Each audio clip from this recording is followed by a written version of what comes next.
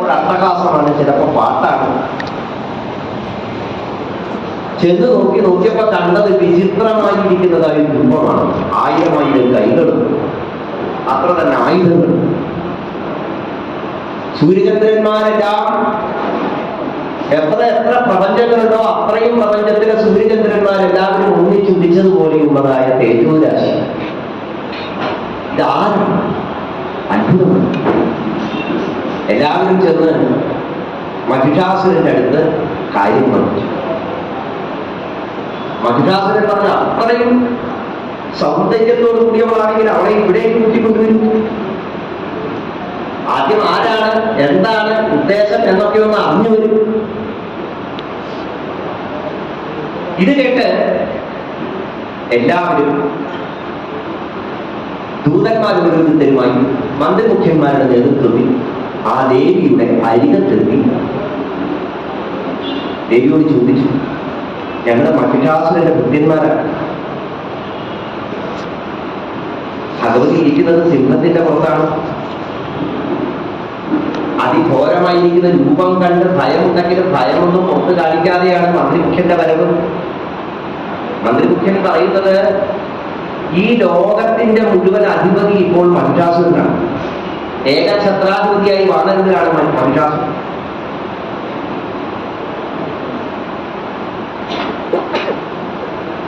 അങ്ങനെയുള്ളതായ മഹിഷാസുരന്റെ പട്ടമൊഴുകിയ സ്ഥാനം ഒഴിഞ്ഞു കിടക്കുകയാണ്. നീ ഭാഗ്യം ചെയ്തവളാണ്. മഹിഷാസുരൻ ഇപ്പോൾ നിന്റെ പട്ടമൊഴിയായി സ്വീകരിക്കാൻ തയ്യാറായിരുന്നു. ഇതിൽ പല ഭാഗ്യം എന്താ വേണ്ടത്? കാരണം സ്വർഗത്തിന്റെ നന്ദനോദ്യാനം, ചൈത്രം, വനം മുതലായവയൊക്കെ ഇപ്പൊ മഹിഷാസുരന്റെ കൈകളിലാണ്. ആ മഹിഷാസുരന്റെ പത്നിയായി കഴിഞ്ഞാൽ നിനക്ക് ഈ ലോകത്ത് കിട്ടാത്തത് എന്താ ഉള്ളത്? മന്ത്രിയുടെ ഈ വാക്കുകളൊക്കെ കേട്ടുകഴിഞ്ഞപ്പോൾ ഭഗവതി അട്ടഹസിച്ചു. ഇപ്പൊ ഭഗവതിയുടെ ഭാവം സിംഹത്തിന്റെ പുറത്തിരിക്കുന്നു. 18 കൈകൾ, 18 കൈകളിൽ ചക്രായുധം, വാള്, പരിച, കുന്തം മുതലായിരിക്കുന്ന പാശ, ഇങ്ങനെയുള്ള ആയുധങ്ങളൊക്കെ ധരിച്ചിട്ടുണ്ട്. ഭഗവതി ഇങ്ങനെ അട്ടഹസിച്ചിട്ട് പറഞ്ഞു, എന്തായാലും മഹിഷന് പറ്റിയ മന്ത്രി തന്നെ നീ. ഞാൻ എന്തിനാ അവതരിച്ചത്? നീ ഈ പറഞ്ഞ മഹിഷാസുരനെ വധിക്കാൻ വേണ്ടിയിട്ടാണ് ഞാൻ വന്നിരിക്കുന്നത്. ദേവന്മാരുടെ പ്രാർത്ഥന അനുസരിച്ചാണ് ഞാൻ അവതരിച്ചത്. എന്നിട്ട് നീ എന്റെ അടുത്ത് വന്നിട്ട് എന്താ ചോദിക്കുന്നത്? ആ മഹിഷന്റെ പത്നിയാകാമോ? നോക്കൂ, ഞാൻ മഹാലക്ഷ്മിയാണ്. അങ്ങനെയുള്ളതായ എന്റെ ഈ അവതാര ലക്ഷ്യം തന്നെ മഹിഷനെ കൊല്ലാനുള്ളതാണ് എന്നുള്ള കാര്യം ഈ മഹിഷനെ ചെന്നറിയിക്കുക. ജീവനിൽ കൊതിയുണ്ടെങ്കിൽ ഞാൻ പറഞ്ഞതായി മഹിഷനോട് പറയുക, എത്രയും വേഗം കൂട്ടാളികളുമായി സ്വർഗവും മറ്റു ലോകങ്ങളും ഒക്കെ വിട്ടുകൊടുത്ത് പാതാളത്തിൽ പോയി വസിക്കാൻ. നിങ്ങൾക്ക് വസിക്കാൻ ഇടം തന്നിട്ടുണ്ടല്ലോ, അവിടെ ഇല്ലാത്തതൊന്നുമില്ല. സ്വർഗത്തിലുള്ളതൊക്കെ പാതാളത്തിലുണ്ട്.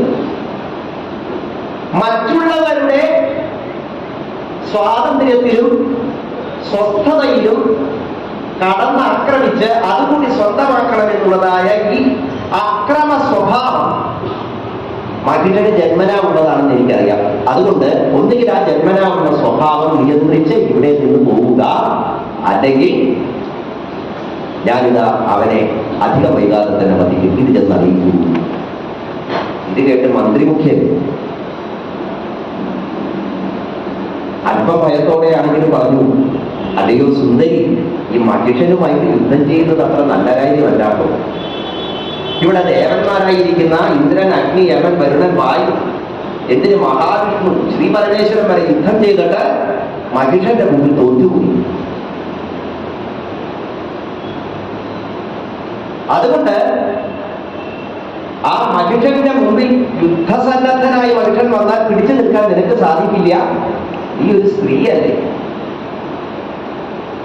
പിച്ചകപ്പു പിടിച്ച് ഞെരിച്ച് ദൂരെ കളയുന്നത് പോലെ നിഷ്പ്രയാസം നിന്നെ തോൽപ്പിക്കും മഹിഷാസുരൻ. അത്രയേ ഉള്ളൂ. നീ അബലയാണ്. സ്ത്രീയുടെ പര്യായമാണ് അബല. ബലമില്ലാത്തവൻ എന്നാണ് അർത്ഥം. അപ്പൊ ഭഗവതി ചിരിച്ചിട്ട് പറഞ്ഞു, നിന്റെ രാജാവുണ്ടല്ലോ, ആ രാജാവിന്റെ കേമത്വം എന്താണെന്ന് ഞാനും കേട്ടിരിക്കുന്നു. ഒരു പെണ്ണിന്റെ കൈകൊണ്ട് മാത്രമേ മരിക്കാവുള്ളൂ എന്ന് വരം നേടിയ ആളല്ലേ. ഭഗവതി ഒക്കെ ഓർമ്മിപ്പിക്കുകയാണ്.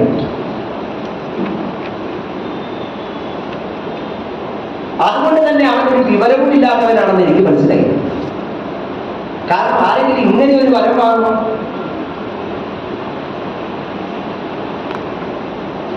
നിന്റെ പ്രഭുവിന് പോത്തിന്റെ ബുദ്ധിയാണ്. അതുകൊണ്ടാണല്ലോ മഹിഷം മഹിഷം എന്ന് വിളിക്കുന്നത്. എന്താ ഈ പോത്തിന്റെ ബുദ്ധിയുടെ പ്രത്യേകത? അതിന് വിവേചിച്ചറിയാനുള്ള കഴിവില്ല. അതിന് തിന്നണം, കുടിക്കണം, ചൂടുള്ള സമയത്ത് വെള്ളത്തിൽ ഇറങ്ങി കിടക്കണം. ഇങ്ങനെ ശരീരബോധത്തോടു കൂടി വർത്തിക്കുന്ന ഒരു ജീവിയാണ് ഈ പോത്ത്. അതേപോലെയുള്ള ഒരുവനാണ് ഈ ഓരോ വാക്കും നമുക്ക് നേരെയുള്ള ഓർമ്മപ്പെടുത്തലുകളാണ് എന്ന് കൂടി മനസ്സിലാക്കുക. ശരീരബോധത്തെയാണ് ഇവിടെ മഹിഷം എന്ന പദം കൊണ്ട് വ്യവച്ഛേദിക്കുന്നത്. അവനെ കൊല്ലാനാണ് ഞാൻ സ്ത്രീരൂപം ധരിച്ചിവിടെ വന്നിരിക്കുന്നത്. അപ്പൊ സ്ത്രീരൂപം ധരിച്ചിരിക്കുകയാണ്. ഭഗവതി സ്ത്രീയാണ്. ഭാഷാപരമായി നോക്കുമ്പോൾ സ്ത്രീലിംഗ പദങ്ങളാണ് നമ്മൾ ഭഗവതിക്ക് ഉപയോഗിക്കുന്നത്. അതൊക്കെ ഭഗവതി ധരിച്ചതാണ്. എന്നാ പുരുഷനാണ്. സത്യത്തിൽ ഇത് രണ്ടുമല്ല. ആത്മസ്വരൂപമാണ്. ആത്മാവിന് പുല്ലിംഗമില്ല, സ്ത്രീലിംഗമില്ല. ആത്മൻ, ആത്മ.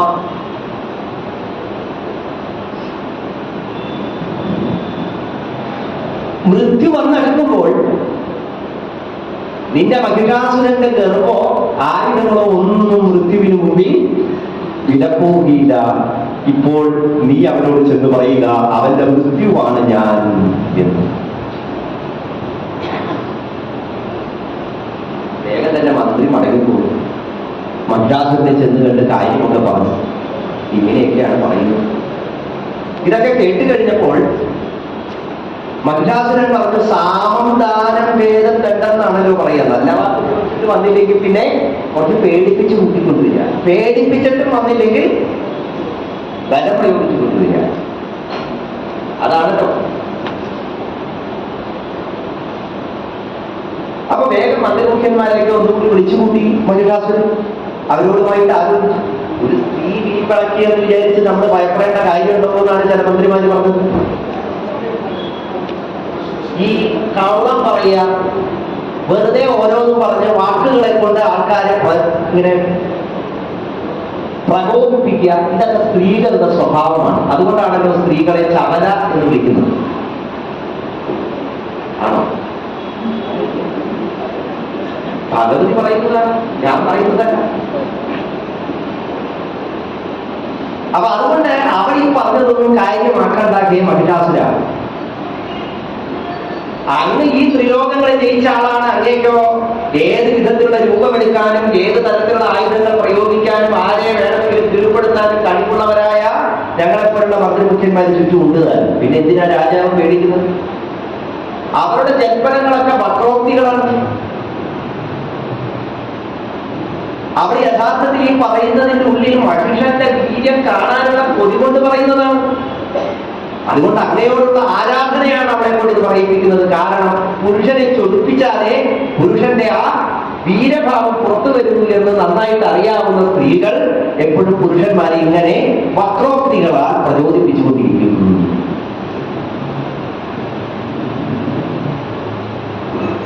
അപ്പൊ മറ്റൊരു മന്ത്രി പറഞ്ഞു, അല്ല ഇങ്ങനെ ഒരു സുന്ദരിയെ കുറിച്ച് ഇവിടെ പറഞ്ഞത് വെച്ച് നോക്കുമ്പോൾ ഇത്തരത്തിലുള്ള ഒരു സ്ത്രീയെ കുറിച്ച് ഇതിനു മുമ്പ് കേട്ടിട്ടില്ല. കണ്ടിട്ടില്ല. നിങ്ങൾ ആരെങ്കിലും കണ്ടിട്ടുണ്ടോ 18 കൈയുള്ളത് സ്ത്രീയെ? ഒറ്റക്കായിരിക്കുന്നത്, സിംഹത്തിന്റെ പുറത്തായിരിക്കും, ഇഷ്ടം പോലെ ആയുധങ്ങൾ ധരിച്ചിട്ടുണ്ട്. ഇങ്ങനത്തെ സ്ത്രീ രൂപത്തെ സങ്കല്പിക്കാൻ സാധിക്കും? ഭാവിയിൽ പോലും ഇങ്ങനെ ഒരു രൂപം മുമ്പോ കണ്ടിട്ടില്ല. അപ്പൊ പിന്നെ ഇങ്ങനെ ഒരു രൂപം ധരിച്ചതിൽ എന്തോ കുഴപ്പമുണ്ടെന്നാണ് എനിക്ക് പറയാനുള്ളത് എന്ന് ഒരു മന്ത്രി പറഞ്ഞു. താമരൻ, വിടാലാഖ്യൻ, വിടാലൻ, അസിലോമൻ, വിരൂപാക്ഷൻ, ഇങ്ങനെയൊക്കെയാണ് പേരുകൾ. ഇതേ പേരുകളൊക്കെ ഇനിയും ആവർത്തിക്കും. ശുഭതി ശുഭാസുരന്മാരുടെ കഥ പറയും. ഇതൊക്കെ തന്നെയാണ് അവിടെ. എന്തിനാ ഇങ്ങനെ കഥകൾ ആവർത്തിക്കുന്നത്, ഒരുപോലെയുള്ള കഥകളായി പലതും പറയുന്നത് എന്ന് ചോദിച്ചാൽ അതിനും ചില കാരണങ്ങളുണ്ട്. അത് ആ കഥ പറയുമ്പോൾ പറയാം. എന്തായാലും യുദ്ധം ചെയ്യേണ്ടി വരും ചിലപ്പോൾ. മറ്റൊരു മന്ത്രി പറഞ്ഞു, വരാനുള്ളത് എന്തായാലും അതിനെ പേടിച്ചിരുന്നിട്ട് കാര്യമില്ല.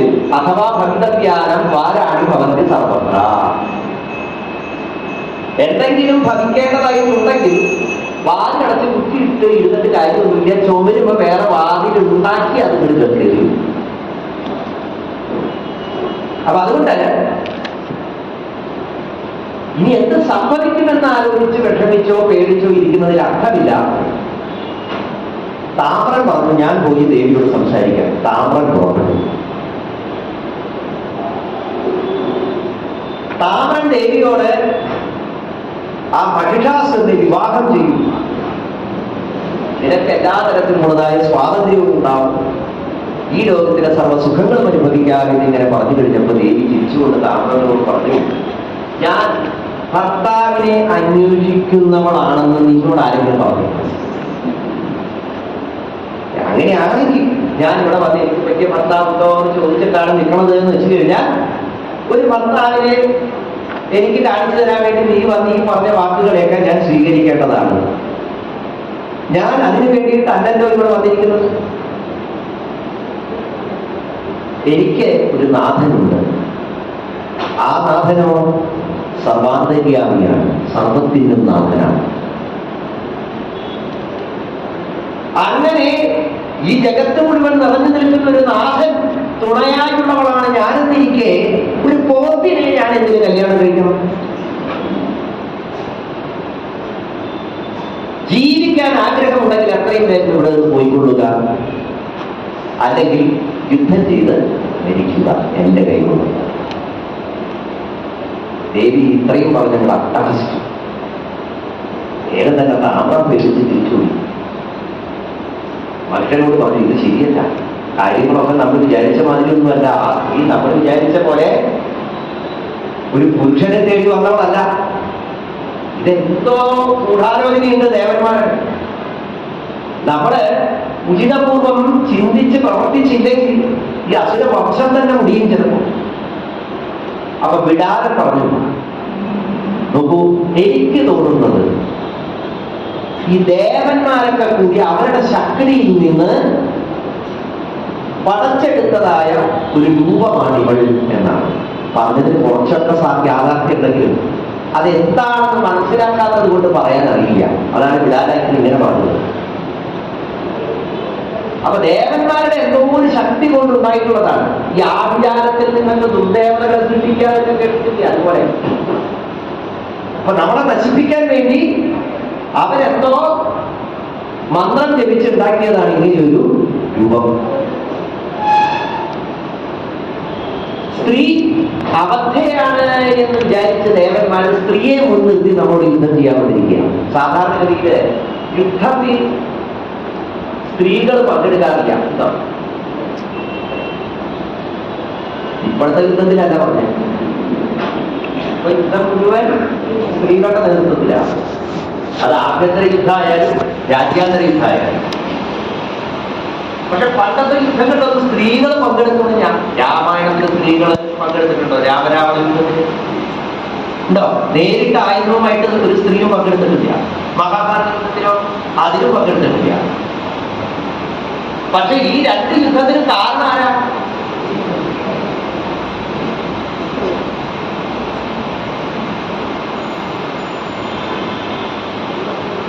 ബാഹ്യമായി പെട്ടെന്ന് ചില ഉത്തരങ്ങൾ പറയുന്നേ ഉള്ളൂ.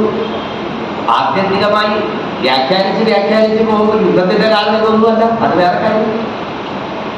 എങ്കിലും അപ്പൊ ഇവിടെ വിടാനം പറയുന്നത് അതാ, ഒരു സ്ത്രീയോട് പുരുഷൻ യുദ്ധം ചെയ്യില്ലല്ലോ. അപ്പൊ അതുകൊണ്ട് ആ സ്ത്രീയെ മുൻനിർത്തി ദേവന്മാര് നമ്മളോട് യുദ്ധം ചെയ്യാൻ വന്നിരിക്കുകയാണ്. അപ്പൊ അതുകൊണ്ട് ഇതിനെ വേറെ ഏതെങ്കിലും തരത്തിലുള്ള അവരുപയോഗിച്ചതുപോലെയുള്ള ഒരു ഉപായം തിരിച്ച് ചിന്തിച്ച് പ്രവർത്തിക്കുകയാണ് വേണ്ടത് എന്ന് വിടാൻ പറഞ്ഞപ്പോ ദുർമുഖൻ പറഞ്ഞു, അങ്ങനെ ഒരു ഉപായത്തിന്റെ ആവശ്യമൊന്നുമില്ല. നമ്മുടെ ദേവതകളൊക്കെ കീഴ്പ്പെടുത്തിയ ആൾക്കാരാണ്. നേരിട്ട് ചെന്നത് യുദ്ധം ചെയ്യുക. അവർക്ക് യുദ്ധമാണ് വേണ്ടതെങ്കിൽ യുദ്ധം ചെയ്ത് അവിടെ അങ്ങ് പിടിച്ചു കെട്ടി കൊണ്ടുവരിക. അതാ കൊണ്ടുവരാൻ പറ്റില്ല, അതിനെ അങ്ങ് വധിച്ചു കളയാം. ഇതാണ് വേണ്ടത്. ദുർമുഖൻ മനുഷ്യന് ഇതിൽ ധൈര്യം വന്നു. അപ്പൊ വാഷ്കളനും ദുർമുഖനും ദേവിയുടെ അരികത്തെത്തി ഉപദേശം തുടങ്ങി. ദേവിയുടെ അരികത്തെത്തിയപ്പോഴത്തേക്കൊക്കെ ശാന്തരായി. ഭഗവതിയുടെ രൂപം കണ്ടു കഴിഞ്ഞപ്പോ ശാന്തതയും ഒപ്പം പേടിയും ഒക്കെ ഉണ്ടായി. ഒട്ടും സമയം കളയണ്ട വിചാരിച്ച് സാമം പറഞ്ഞിട്ടും ഭഗവതി അട്ടഹസിച്ച് ആക്രോശിക്കുകയാണ് ചെയ്തത്. ഭയപ്പെടുത്താൻ നോക്കിയപ്പോ തിരിച്ചു ഭയപ്പെടുത്തുകയാണ് ചെയ്തത്. അപ്പൊ താമരനും ദുർമുഖനും വാക്കനും ദുർമുഖനും ഭഗവതിയോട് യുദ്ധം ചെയ്യാൻ ആരും കയ്യിലൊക്കെ എടുത്തു. ശരം ആവരാളിയിൽ നിന്ന് തപ്പണ നേരം കൊണ്ട് ഭഗവതി ഒരു ശബ്ദം ഉണ്ടാക്കി. ഓംകാര ശബ്ദത്താൽ ആസുരപ്പടയെ മുഴുവനും കൊണ്ട് ഭസ്മമാക്കി. വന്നതിൽ ഏതാണ് വാക്കളൻ ഏതാണ് ദുർമുഖനെന്ന് തിരിച്ചറിയാൻ പറ്റാത്ത ഭസ്മമായി കിടന്നു. ഇത് കേട്ട് മഹിഷാസുരൻ ക്രോധാധികനാണ്.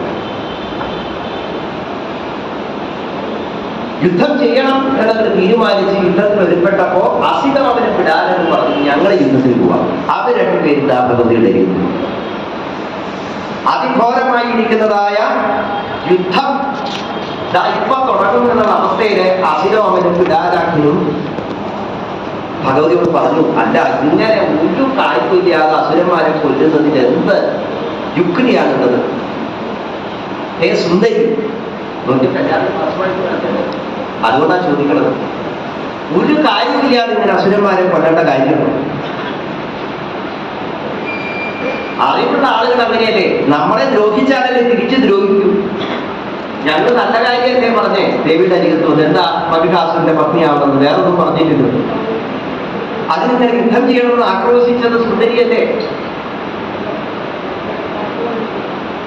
അപ്പൊ ഭഗവതി പറഞ്ഞു, സർവ ജീവജാലങ്ങളും ചെയ്യുന്ന സർവകർമ്മങ്ങളും സാക്ഷി രൂപത്തിൽ കാണുന്നവളാണ് ഞാൻ. കാലം പോലും എന്റെ ഇച്ഛയ്ക്കനുസരിച്ചാണ് തിരിഞ്ഞുകൊണ്ടിരിക്കുന്നത്. സജ്ജനങ്ങളെ സംരക്ഷിക്കുക എന്നത് എന്റെ വ്രതമാണ്. മഹിഷാസുരൻ ദുരാചാരനാണ്. മറ്റുള്ളവർക്ക് അവകാശപ്പെട്ട ലോകം കൂടി സ്വന്തം കാൽക്കീഴിലാക്കി സ്വയം ജീവിത സുഖഭോഗങ്ങളെ അനുഭവിച്ചു കൊണ്ടിരിക്കുന്നവനായ അവൻ വിവേകബുദ്ധിയില്ലാത്തവനാണ്. അവനെ കൊല്ലാനാണ് ഞാൻ വന്നിരിക്കുന്നത്. അവനെ പക്ഷം ചേർന്ന് എന്നോട് യുദ്ധം ചെയ്യാൻ വരുന്നവരുടെ ഒക്കെ ഗതി ഇത് തന്നെയാണ്. ഇനി നിങ്ങൾ തീരുമാനിക്കുക, യുദ്ധം ചെയ്യണോ വേണ്ടയോ. അപ്പോഴേക്ക് അസുരോമനും വിടാനും അതായത് കയ്യിലെടുത്തു ആക്രോശിച്ചു. ഭഗവതിയുടെ നേരെ പാഞ്ഞെടുത്തു. അടുത്ത ക്ഷണം തന്നെ ഭഗവതി ആ അസുരന്മാരെയും നാമാവശേഷരാക്കി. മഹിഷൻ തന്നെ നേരിട്ട് യുദ്ധത്തിനെതിരെ സർവാഭരണ വിഭൂഷിതനായിട്ടാണ് മഹിഷന്റെ വരവ്. കാരണം എന്താ, ഈ മന്ത്രിമാരൊക്കെ പറഞ്ഞത് കേട്ട് നല്ല സുന്ദരിയാണ്, ഇനിയിപ്പോ എന്നെ കണ്ടാൽ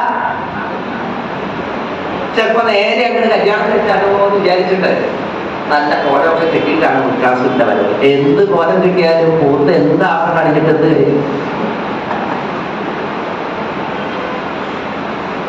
അങ്ങനെ അങ്ങനെ ഭഗവതിയുടെ നേരെ മുമ്പിൽ അങ്ങനെ ചെന്നു. ആ രൂപം കെട്ടി കഴിഞ്ഞപ്പോ മഹിഷാസുരന്റെ ഉള്ളിലും എന്തെന്നില്ലാത്തതായ ആകാംക്ഷയും ഭയവും അത്ഭുതവും ഒക്കെ ഉണ്ടായി. വേഗം ഭഗവതി ഒന്ന് പ്രീണിപ്പിക്കാൻ ശ്രമിച്ചു മഹിഷാസുരൻ. മഹിഷാസുരൻ പറഞ്ഞു, ഹേ ദേവി സുന്ദരി, ഞാൻ ശരണാഗതനാണ്, ഞാൻ നിന്റെ ദാസനാണ്. നിനക്ക് എന്തൊക്കെയാണ് വേണ്ടത് എന്ന് വെച്ച് കഴിഞ്ഞാൽ അതൊക്കെ ഞാൻ നിനക്ക് തരാം. കാരണം ഈ ലോകത്തിന്റെ മുഴുവൻ അധിപതിയായ ഞാനാണ്. നീ എന്നോട് ദയ കാണിക്കും. അപ്പൊ ദേവി ചിരിച്ചുകൊണ്ട് പറഞ്ഞു, ഞാൻ എന്ത് ദയ നിന്നോട് കാണിക്കേണ്ടത്? എന്റെ പട്ടം കിട്ടിയാണ് കഷ്ടം. ചിലര് ഉപദേശിച്ചാൽ നന്നാവും. ചിലര് വഴക്ക് പറഞ്ഞാൽ നന്നാവും, ചിലര് തല്ല് കിട്ടിയാൽ നന്നാവും, ചിലരോ ഉപദേശിച്ചാൽ തല്ലിയാലും എന്തൊക്കെ ഉണ്ടായിരുന്നു നന്നാവില്ല. നീ അതുപോലത്തെ ഒന്നായി തീർന്നല്ലോ എന്റെ മക്ക. എനിക്കൊരു നാഥനുണ്ട്, സർവചരാചരങ്ങൾക്കും പൊരുളായിരിക്കുന്നതായ പരമപുരുഷൻ എനിക്ക് ഭർത്താവായുള്ളപ്പോൾ ഞാൻ എന്തിന് മറ്റൊരുവനെ സ്വീകരിക്കണം? നിന്നോട് ഞാൻ എന്തിന് ദയ കാണിക്കണം? നീ ജീവനിൽ കൊതിയുള്ളവനാണെങ്കിൽ ഞാൻ പറഞ്ഞതനുസരിക്കുക. ഇനിയുള്ള അസുരന്മാരെയെങ്കിലും കൂട്ടി പാതാളത്തേക്ക് പോയി അടങ്ങി ഒതുങ്ങി കഴിയുക. ദേവന്മാരുടെ ലോകം ദേവന്മാർക്കും, മനുഷ്യരുടെ ലോകം മനുഷ്യർക്കും, ഋഷീശ്വരന്മാരുടെ ലോകം ഋഷീശ്വരന്മാർക്കും വിട്ടുകൊടുത്തിരിക്കുക. പിന്നെ നീ പറഞ്ഞതുപോലെ നിന്നെപ്പോലെ സുഖലോലുപനായ ഒരുവനെ ഭർത്താവാക്കി ജീവിക്കേണ്ട കാര്യമൊന്നും എനിക്കില്ല. കാരണം സുഖം എന്നതിന്റെ സ്വരൂപം തന്നെ ഞാനാണ്. എന്നിരിക്കെ എനിക്ക് സുഖത്തിന് മറ്റൊന്നിന്റെ ആവശ്യമില്ല. ഇതൊക്കെ എന്തിനാ പറയുന്നത്? ഈ നിൽക്കുന്നത് ഒരു സ്ത്രീ എന്ന ഭാവത്തിലല്ല കാണേണ്ടത്, ആത്മസ്വരൂപമാണ്, പരമ തത്വമാണ് എന്ന് ബോധിപ്പിക്കാനാണ് ഭഗവതി പറയുന്നത്. എന്നിട്ടും പലതും ബോധ്യപ്പെട്ടു. അപ്പോഴും ഒരു ഭൗതികമായ കാമം ഉണർത്തുന്ന ഒരു സ്ത്രീയായി മാത്രം ആ പരമതത്വത്തെ കാണുന്നു മഹിഷൻ എന്നുള്ളത് കൊണ്ടാണ് മഹിഷൻ എന്ന പേര് അന്വർത്ഥമാകുന്നത്. കേവലം ഭൗതികമായിരിക്കുന്ന സുഖം തരുന്ന ശരീരമായി, സ്ത്രീ ശരീരമായി മാത്രം അതിനെ കാണും.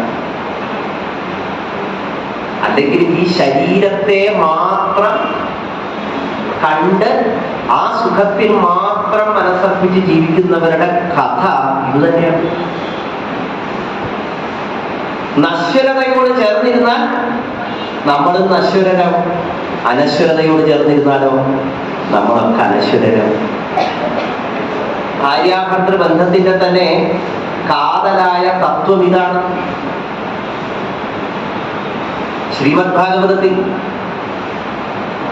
60 ദശമസ്കന്ധത്തിൽ ഉത്തരാർത്ഥത്തിൽ 60ാമത്തെ അധ്യായം, കാർക്കിജിൽ അധ്യായം എന്നാണ് അതിന്റെ പേര്. കാർക്കിജിൽ എന്ന് പറഞ്ഞു കഴിഞ്ഞാൽ ചിലപ്പോഴൊക്കെ എന്നാണ് അർത്ഥം. ചില സമയത്ത് 16,108 ധർമ്മപത്നിമാരുള്ള സാക്ഷാത് ശ്രീകൃഷ്ണ ഭഗവാന്റെ രുക്മിണി ദേവിയുടെ അന്തഃപുരത്തിൽ നടന്ന സംഭവമാണെന്ന് പറയുന്നു. കൃഷ്ണൻ ഇങ്ങനെ പര്യന്തത്തിലിരിക്കുന്നു, പുറത്ത് ഇങ്ങനെ കിടാവ് ഒഴുകി പരന്നുകൊണ്ടിരിക്കുന്നു, കാറ്റ് വീശുന്നു, അടി പുകയുന്നു, അകിഗന്ധം ഇങ്ങനെ പരത്തിക്കൊണ്ട് കാറ്റിൽ ഇങ്ങനെ മുറിയിലാകമാനം നിറഞ്ഞ സമയത്ത് വിടർന്ന കണ്ണുകളുമായി വിശറി കയ്യിലെത്തിക്കൊണ്ട് കൃഷ്ണനെ തന്നെ ഇങ്ങനെ നോക്കി നോക്കി നോക്കി രുക്മിണി ദേവി ഇരിക്കുകയാണ്. തോഴിമാരവിടെ വീശുമ്പോൾ തോഴിമാരോട് രുക്മിണി ദേവി കണ്ണുകൊണ്ട് ആംഗ്യം കാട്ടി പൊക്കോളാൻ പറഞ്ഞു. ഞാൻ ചെയ്താലേ കൃഷ്ണന് വൃത്തിയാകുന്നു. പാവം രുക്മിണിക്കുണ്ടായി. ഭഗവാൻ ഒരു ചിരി ചിരിച്ചു. ഭഗവാൻ ചിരിച്ചാൽ കുഴപ്പമാണ്. ആ ചിരി എന്തിനു വേണ്ടിയിട്ടാണെന്ന് ഭഗവാൻ മാത്രമേ. അടുത്ത ക്ഷണം ഭഗവാൻ രുക്മിണി ദേവിയുടെ മുഖത്തേക്ക് ഇങ്ങനെ നോക്കിയിട്ട് ചോദിച്ചു, എന്ത് രുക്മിണി ഇതിന്റെ ഒരു കാര്യം എന്താ നമ്മ പറയാൻ പോണേ എന്നുള്ള ആകാംക്ഷയിങ്ങനെ നോക്കി പറയാ. എന്നാലും നീ എന്തൊരു വിഡ്ഢിത്താണ് ചെയ്തത്.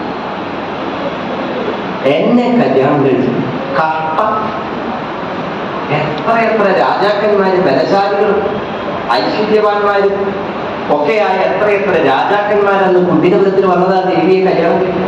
ശിശുപാലൻ, ദന്തവക്രൻ, ജരാസന്ധൻ, സാധ്വൻ, വലിയ വലിയ ദേശങ്ങളാണെന്നൊക്കെ. ചേരിദേശം, മഗധദേശം, സൈന്ധവദേശം, അവിടേക്കുള്ള വലിയ രാജാക്കന്മാര് നിന്നെ വിവാഹം കഴിക്കണമെന്ന് ആഗ്രഹിച്ച് അവിടെ വന്ന് നിൽക്കുമ്പോ അവരെ ഒന്നും കല്യാണം കഴിക്കാൻ രാജ്യവുമില്ല, സിംഹാസനവുമില്ല, കിരീടവുമില്ല, ചെങ്കോലുമില്ല, ഒന്നുമില്ലാത്ത എന്നെ നീ കല്യാണം കഴിച്ചിരിക്കണം. എനിക്കെന്ത് യോഗ്യതയാണ്? ഞാൻ ഈ ജതുക്കളൊക്കെ തരുന്നത് എന്തോ അത് കഴിച്ചിരിക്കുന്നു, ആരെങ്കിലും കഴിഞ്ഞു. രാജാവാരാ ഞാൻ എന്റെ ഏട്ടൻ ശരണാഗതന്മാരെ കൂടെ കഴിയുന്നവരാണ്. നിഷ്കിഞ്ചനന്മാരാണ്, അകിഞ്ചനന്മാരാണ്. ഇനിയിപ്പോ എന്റെ ബന്ധുക്കളോ ബന്ധുബലമുണ്ടോ? ബന്ധുബലമുണ്ടോ? എന്ത് ബന്ധുബലം? എന്റെ ബന്ധുക്കളാരാ? ഒരു കാര്യവും കയ്യിലില്ലാത്ത കുറെ സന്യാസിമാരും കുറെ ആൾക്കാർ, അങ്ങോട്ട് ഇങ്ങോട്ട് നടക്കുന്ന കുറെ ആൾക്കാരുണ്ട്. കുറെ കോപന്മാരെ ആത്മാടുകളെ വെച്ച് നടക്കുന്ന ആൾക്കാർ. ചരിത്രമോ നിഗൂഢചരിതനായ വേദത്തിന്റെ ചരിത്രമൊന്നുള്ള ആളൊന്നല്ല അല്ലേ? എവിടെയൊക്കെയോ കാട്ടുവാസികളൊപ്പം ജീവിച്ച് വേണ്ട വിധത്തിലൊന്നും വിദ്യൊന്നും നേടാതെ അസംസ്കൃതനായിട്ടുള്ള ഒരാളാണ്. അങ്ങനെയുള്ള എന്നെ കല്യാണം കഴിച്ചത് കട്ടായി പോയിട്ടോ ലക്ഷ്മി. ഇതൊക്കെ നിനക്ക് സംഭവിച്ചത് എന്തുകൊണ്ടാണെന്ന് രണ്ട് ദോഷം കൊണ്ടാണ് നിന്റെ. ഒന്ന് എടുത്തു ചാട്ടം, പിന്നെ ദീർഘവീക്ഷണൊക്കെ ആയി. ഈ രണ്ട് കാര്യങ്ങളാണ് നിന്റെ ദോഷം. നിങ്ങൾ കാണുന്നുണ്ടോ? ഈ രംഗം കാണുന്നുണ്ടോ? ദ്വാരകയിലേക്ക് അന്തപുരത്തെ കൃഷ്ണനും രുക്മിണിയിലേക്ക് മുഖാമുഖം നോക്കിയിരുന്നിട്ട് കൃഷ്ണൻ രുക്മിണിയെ നോക്കി പറയുന്നത് നിങ്ങൾ കാണുന്നുണ്ടോ? മനസ്സിലെ കാട്ടില്ലേ? കൃഷ്ണൻ ഇതങ്ങനെ പറഞ്ഞപ്പോൾ രുക്മിണി ദേവിയുടെ കാട്ടിലൊക്കെ അങ്ങോട്ട് തുടിച്ചു. കണ്ണൊക്കെ അങ്ങോട്ട് നിറഞ്ഞ കണ്ണീരങ്ങോട്ട് ഒഴുകാൻ ഒരു കണ്ണൊക്കെ പറഞ്ഞു. കൃഷ്ണൻ നിൽക്കുന്ന കൃഷ്ണൻ പറയാണ്. അപ്പൊ അതുകൊണ്ട് ദേവി ഇനി സമയമൊന്നും വൈകിട്ടില്ല. ഇപ്പോഴും ആ രാജാക്കന്മാരൊക്കെ ദേവിയെ ഒന്ന് കിട്ടിയാൽ കൊള്ളാമെന്ന് ആഗ്രഹിച്ചിരിക്കുന്നുണ്ട്.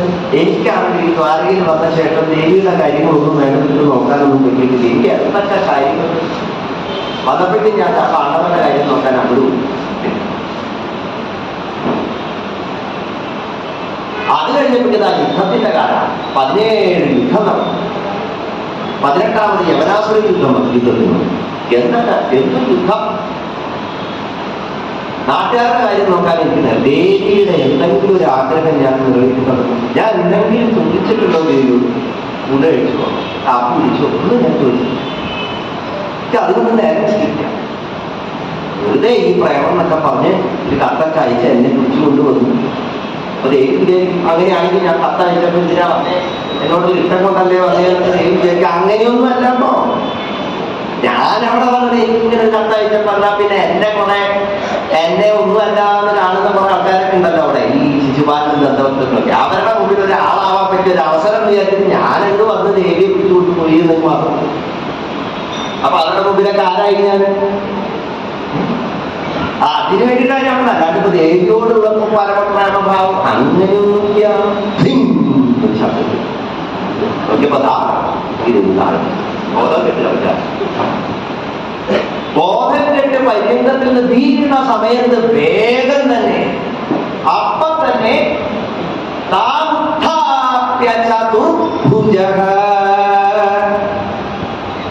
വേറെ ഒരു സ്ഥലത്ത് കൃഷ്ണനെ നമുക്ക് ഇങ്ങനെ കാണാൻ പറ്റില്ല. പെട്ടെന്ന് ഭാവം മാറി, കൃഷ്ണന്റെ രൂപം മാറി, ചതുർബാഹുവായി, 4 കൈയുള്ള കൃഷ്ണനായി. എന്നിട്ടോ ഒരു കൈ കൊണ്ട് രുക്മിണിയെ ഇങ്ങനെ പൊക്കി, മറ്റേ കൈ കൊണ്ട് പൂജാവിന് വെള്ളെടുത്ത് മുഖത്തേക്ക് തളിച്ചു, ഇനിയൊരു കൈ കൊണ്ട് മുഖം ഇങ്ങനെ തള്ളി കൊടുത്തു, പിന്നൊരു കൈ കൊണ്ട് തട്ടി പിടിച്ചു. അപ്പൊ എന്തിനാ ഭഗവാൻ 4 കൈയായി അവിടെ രൂപം മാറിയത്? ഇത്രയും കാര്യം ഒരുമിച്ച് ചെയ്യണമെങ്കിൽ ഒരു 2 കൈ പോരാ. രുക്മിണിയോടുള്ള പ്രേമത്തിന്റെ ആ ഔന്നത്യമാണ്. ചതുർബാഹുവായി കൃഷ്ണൻ പെട്ടെന്ന് ബാക്കിയുള്ള കാര്യങ്ങൾ പറഞ്ഞു. ഞാൻ അവതരിച്ച ആളാണെന്നും കൃഷ്ണനാണെന്നുള്ള കാര്യങ്ങൾ പറഞ്ഞു. രുക്മിണി ദേവി വീണപ്പോ ആ പ്രേമം കൊണ്ട് ചതുർബാഹുവായി താമുദ്ധാപ്യ ചതുർഭുജ.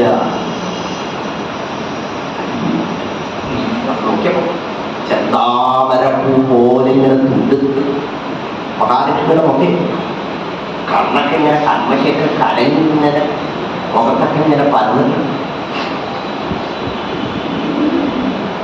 കൃഷ്ണൻ വേറെ എന്ത് ചെയ്തു? കയ്യങ്ങൾ രുക്മിണി ഇതൊക്കെ ഇത്ര കാര്യമാക്കിയോ? ഞാൻ ഇതൊക്കെ പറഞ്ഞതേ എന്റെ ഈ ഇങ്ങനെയൊക്കെയുള്ളതായ മുഖം ഒന്ന് കാണാൻ വേണ്ടിയിട്ടല്ലേ. അല്ലെങ്കിലും എന്നെ പോലെ ക്രിസ്തന്മാർക്ക് വേറെ എന്താ സന്തോഷം ജീവിതത്തിലുള്ളത്?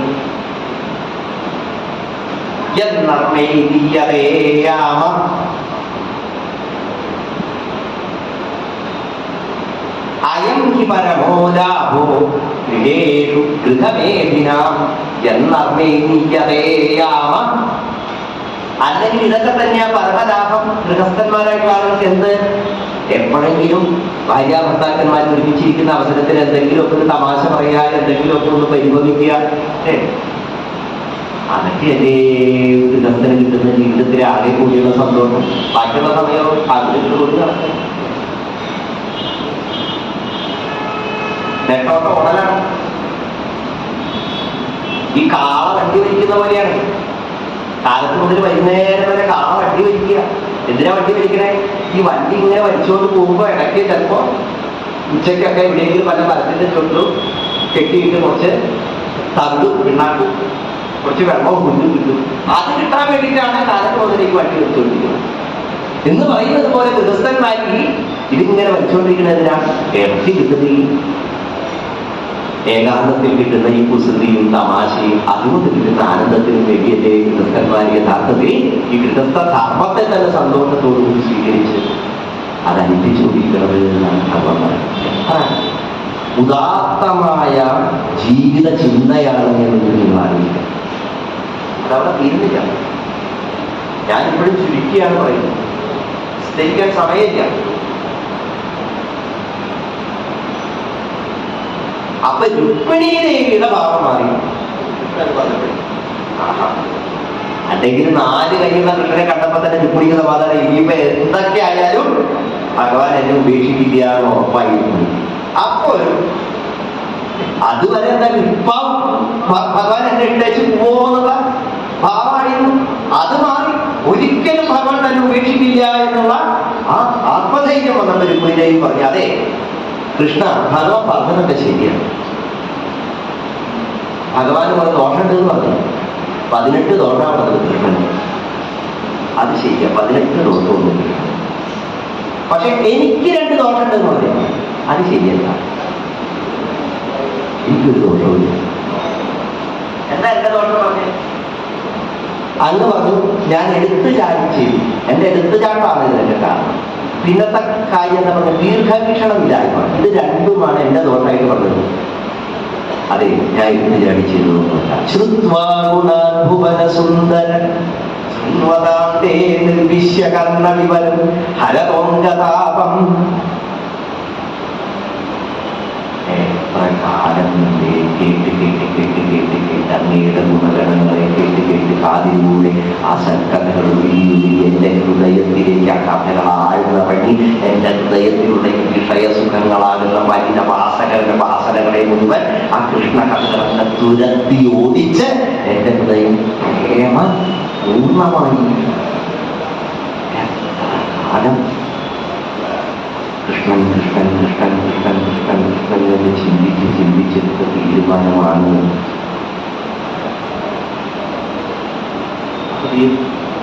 എനിക്ക് എടുത്തു ചാട്ടോ ഇതൊന്നും പറയാതെ എന്നാ പിന്നെ ദീർഘവീക്ഷണില്ലാതെ പറഞ്ഞില്ലേ? അതുമല്ല, അതും ഞാൻ അന്ന് ആ കത്തിൽ സൂചിപ്പിച്ചിട്ടുണ്ട്. എന്താണ്? കാത്വാമുകുന്ദ ഹേ മുകുന്ദ എന്ന സംബോധനയിൽ തന്നെ എന്റെ ദീർഘവീക്ഷണം വ്യക്തമായിട്ട് ഞാൻ സൂചിപ്പിച്ചിട്ടുണ്ട്. എന്താ ദീർഘവീക്ഷണം? മുകുന്ദ. മുകുന്ദൻ എന്ന് പറഞ്ഞാൽ മുകുന്ദൻ മോക്ഷത്തെ തരുന്നവനാരും അവനാണ് മുകുന്ദൻ. അപ്പൊ ഞാൻ അങ്ങേ വിവാഹം കഴിക്കണമെന്ന് ആഗ്രഹിച്ചത് എന്തിനു വേണ്ടിയിട്ടാ? അങ്ങയുടെ തൃപ്പാദ സേവ ചെയ്ത് അങ്ങയെ ഭർത്താവായി പരിചരിച്ച് ആ പരിചരണമാകുന്ന ഉപാസനയിലൂടെ മോക്ഷം കിട്ടണമെന്ന് ആഗ്രഹിച്ചിട്ടാണ്. വേറെ വരെ കല്യാണം കഴിച്ചാൽ പറ്റുമോ? അല്ലാതെ ദ്വാരകയുടെ പ്രഭാവം കണ്ടിട്ടോ ഒന്നുമല്ല. അപ്പൊ ദീർഘവീക്ഷണം ഇല്ലാത്തതാണോ? അല്ല. പിന്നെ അങ്ങയുടെ ദോഷം എന്ന് പറഞ്ഞില്ല, അതിനുള്ളതാണ്. എന്തൊക്കെയാ ദോഷം? നിഗൂഢചരിതത്വം. അങ്ങയുടെ ചരിത ആർക്കറിയാം? ഇവിടെ ആരറിഞ്ഞിരിക്കും? ഇനി പറഞ്ഞില്ല അങ്ങ് നിഷ്കിഞ്ചലനാണ്, അകിഞ്ചലനാണ്. അല്ലെങ്കിൽ അങ്ങ് എന്തെങ്കിലും കൂട്ടിവെച്ച ചരിത്രമുണ്ടോ? ഇന്നവര് കഷ്ടപ്പെട്ട് കൂട്ടുകാരൊപ്പം പോയിട്ട് ഗോപികമാരുടെ വീട്ടിലൊക്കെ പോയി ഉയരത്തിൽ കെട്ടിയിട്ടുള്ള മുറി തോളിന്മ കയറി കഷ്ടപ്പെട്ട വെണ്ണയൊക്കെ എടുത്തു കഴിഞ്ഞാൽ ആ വെണ്ണ എന്താക്കി അവനോ തിന്ന് കഴിക്കുകയല്ലേ ചെയ്യണം. അപ്പുറത്തുള്ള ആൾക്കാർക്കൊക്കെ കൊടുക്കും, പറങ്ങിന് കൊടുക്കും, കീരിക്ക് കൊടുക്കും, കാക്കയ്ക്ക് കൊടുക്കും, പൂച്ചയ്ക്ക് കൊടുക്കും, തത്തയ്ക്ക് കൊടുക്കും. ഒന്നും കൂട്ടിവെച്ച ചരിത്രം അംഗീകരിക്കുന്നത്. അതല്ലെങ്കിൽ ശ്രീമദ്ഭാഗവതത്തിലെ 7ാമത്തെ സ്കന്ധത്തില് 12ാമത്തെ അധ്യായത്തിൽ 8ാമത്തെ ശ്ലോകം,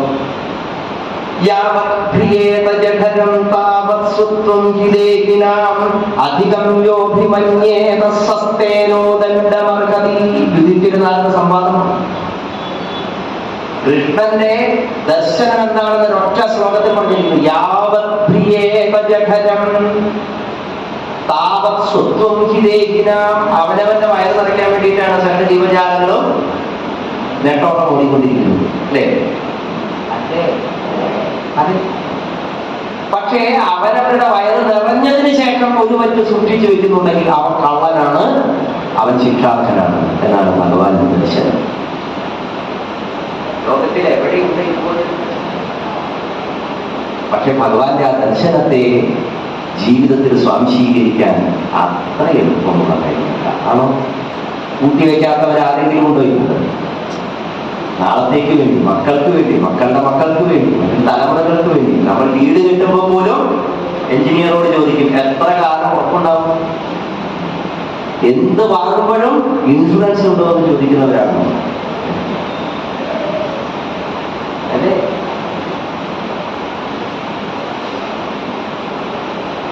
നമ്മൾ നാളെയെ കുറിച്ച് വേവലാതിപ്പെടുന്നില്ല. കൃഷ്ണൻ പറഞ്ഞതല്ല, അവനവന്റെ വയറ് നിറച്ചതിന് ശേഷം ഒരു വറ്റ് പോലും സൂക്ഷിച്ചു വെക്കുന്നുണ്ടെങ്കിൽ അവൻ കള്ളനാണ് എന്നാണ് പറഞ്ഞത്. അതാണ് നമ്മൾ കുട്ടിക്കാലത്ത് കാണിച്ചത്.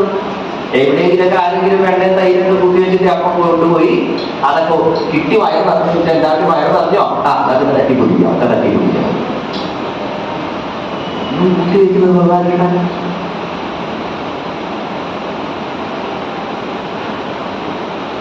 അത് സമ്പത്തായാലും കർമ്മങ്ങളായാലും കർമ്മസഞ്ചയം നമ്മളൊക്കെ കുത്തിവെച്ചിരിക്കുന്നല്ലേ. കുട്ടിക്കാലം വരെ നാളെ ചെയ്യാം, നാളെ ചെയ്യാം, നാളെ ചെയ്യാം എന്ന് പറഞ്ഞ് ചെയ്യാനായിട്ട് എന്തൊക്കെയുണ്ട് ബാക്കി. ഇനിയിപ്പോ നാളെ ചെയ്യാമെന്ന് അന്ന് വിചാരിച്ചതൊന്നും ഇന്ന് ചെയ്യാനൊക്കെ സാധിക്കില്ല. ഒക്കെ ഒരുപാട് അർത്ഥങ്ങളാണ്. രുക്മിണിദേവി കൂടെ പറയുന്നത് അങ്ങയുടെ ചരിതം ആർക്കറിയും. അന്ന് പറഞ്ഞ ഈ ദോഷങ്ങളൊക്കെ അത് ലോകത്തിന് എപ്പോഴും ദോഷമായിരുന്നു. ബലവാന്മാരെ പേടിച്ച് സമുദ്രത്തിന്റെ മധ്യത്തിൽ ഒളിച്ച ഭീരുവാണെന്ന് പറഞ്ഞില്ലേ? ആരാ ഈ ബലവാന്മാര്? ഈ പറഞ്ഞ രാജാക്കന്മാരെന്ന് പറയുന്നത് ഇന്ദ്രിയങ്ങളാകുന്ന രാജാക്കന്മാരാണ്, വിഷയസുഖങ്ങളാകുന്ന രാജാക്കന്മാര്. അവർക്ക് സ്പർശിക്കാൻ പോലും കഴിയാത്ത വിധത്തിൽ യോഗീശ്വരന്മാരുടെ സമുദ്രമാകുന്ന ഹൃദയത്തിന്റെ മധ്യത്തിൽ പോയി കുടികൊള്ളുന്നവരാണെന്ന് ഇങ്ങനെ രുക്മിണിദേവി ഇങ്ങനെ പറഞ്ഞു. എന്നിട്ട് പറഞ്ഞു രുക്മിണിദേവി ഇന്ന് അവസാനം ഭഗവാൻ പറഞ്ഞില്ലേ, ഇപ്പോഴാ രാജാക്കന്മാരൊക്കെ കാത്തിരിക്കില്ല, വേണമെങ്കിൽ പൊക്കോളം പറഞ്ഞു. അവരെ ആരാണെന്നറിയോ? അവരെ കല്യാണം കഴിക്കേണ്ടത് ആരാണെന്നറിയോ? മാംസാസ്ഥി രുധിരാദികളാകുന്നതായ ശരീരത്തെ ഭർത്താവായി കാണുന്ന അല്ലെങ്കിൽ പുരുഷനായി കാണുന്ന ചില സ്ത്രീകളുണ്ട്. വെറും ശരീരമാണ്, അതിനെ വെറും കാമോപഭോഗ വസ്തുവായി കാണുന്ന ചില സ്ത്രീകളുണ്ട്. അങ്ങനെയുള്ള സ്ത്രീകൾക്കും അങ്ങനെയുള്ള പുരുഷന്മാർക്കും മാത്രം ഉള്ളതായൊരു ലോകമുണ്ട്. ഈ പുരുഷന്മാരെങ്ങനെയാണ്? ഈ സ്ത്രീയുടെ ശരീരത്തെ ആ ശരീര ഉപഭോഗ വസ്തുവായി മാത്രം കണ്ടുകൊണ്ട് അവരുടെ ആട്ടും തുപ്പും ഒക്കെ കൊണ്ടാലും അവരുടെ അരികത്ത് തന്നെ കഴുതയെ പോലെ, പൂച്ചയെ പോലെ, ഉർക്കനെ പോലെ അവിടെ തന്നെ അടിഞ്ഞുകൂടി കിടക്കുന്നവരായ ചില പുരുഷന്മാർ. അങ്ങനെയുള്ളവരാണ് ഈ പറഞ്ഞ രാജാക്കന്മാർ. വിഷയലോലുപതയിൽ മാത്രം ഒഴുകി കിടക്കുന്നവർ. അവർക്കൊരിക്കലും ശരീരത്തെ അല്ലാതെ മറ്റൊന്നിനെ കാണാൻ കഴിയും. അങ്ങനെയുള്ളതായ ആളുകൾ അവരെയാണ് അത്തരത്തിലുള്ള സ്ത്രീകൾ മാറുന്നത്.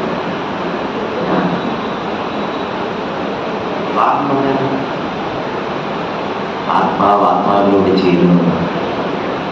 സ്വധർമ്മം ചര എന്നാണ് വിവാഹത്തിന്റെ പദ്ധതി. ശരീരമല്ല അവിടെ ഒന്നിച്ചു ചേരുന്നു. ഈ തത്വത്തെ രുക്മിണിദേവി പറഞ്ഞു. അങ്ങ് കൊട്ടിയൂര് പൂന്താനം അവിടെ ഇരുന്ന് ഭാഗവതം വായിക്കുന്ന സമയത്ത് അദ്ദേഹത്തിന് വലിയ സംസ്കൃതാക്ഷരമൊന്നും വലിയ പിടുത്തമൊന്നുമില്ല. അദ്ദേഹം ഇങ്ങനെ ഭാഗവതം വായിക്കും, എന്നിട്ട് പേപ്പർ എന്തെങ്കിലും ഒരു അടയാളം എന്തെങ്കിലും വെച്ച് പോലും പിറ്റേ ദിവസം വരും വായിക്കും. അവിടെ 3 മണിക്കൊക്കെയാ വായന പുലർച്ചെ. അപ്പൊ തലേ ദിവസം ഇത് വെച്ച് വായിച്ചു കഴിഞ്ഞു, പിറ്റേ ദിവസം ചെന്നു പിന്നെയും വായിച്ചു. പക്ഷെ എനിക്ക് സംശയം, വായിച്ചു മാറുന്നതാണല്ലോ സംശയം. എന്തെങ്കിലും ആവട്ടെ, എത്തിയിട്ടാവും എന്നിട്ട് വായിച്ച് മുഴുവനാക്കി അന്നും അടയാളം തന്നെ. പിറ്റേ ദിവസം വന്ന് വായിക്കാൻ പറയുമ്പോൾ അപ്പോഴേ ഇത് വായിച്ച ഭാഗം തന്നെയാണ്. അപ്പൊ വേഗം അതങ്ങ് മാറ്റിയിട്ട് തന്റെ ഓർമ്മയിൽ നിന്ന് ആ പുതിയ ഇപ്പൊ തുടങ്ങേണ്ട ഭാഗം വായിക്കാൻ തുടങ്ങിയപ്പോഴേക്കും അകത്ത് ഞാൻ കൊട്ടിയൂരപ്പം വിളിച്ചു പറഞ്ഞു, അതേ ഉദാഹരണം ഞാൻ തന്നെ അതേ അടയാളം മാറ്റി വെച്ചു.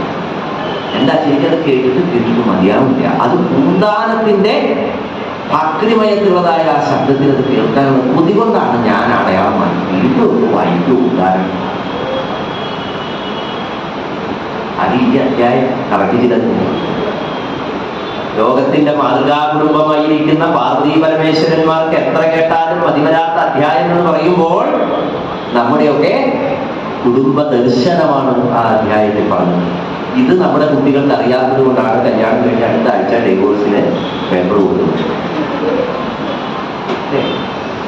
എന്താ കാര്യം? വീട്ടിൽ വന്നത് എന്തെങ്കിലും മാറ്റങ്ങളുണ്ടാവും. പുതിയ കാലത്തെ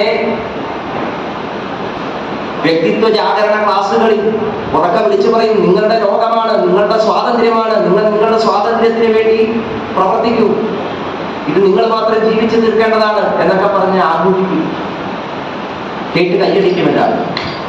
എന്നിട്ട് ഉദാഹരണ കഥ പറയും. ആകാശത്തിൽ പറക്കുന്ന പക്ഷി ഏതെങ്കിലും ഒരു കൊമ്പിൽ വന്നിരിക്കുമ്പോൾ അത് ഉണങ്ങിയ കൊമ്പാണെങ്കിലും ആ പക്ഷി ഇരിക്കുന്നത് സ്വന്തം ചിറകിലുള്ളതായ വിശ്വാസം കൊണ്ടാണ്. അതുകൊണ്ട് നിങ്ങൾ നിങ്ങളുടെ ചിറകിനെ വിശ്വസിക്കൂ. ശരിയാണ്.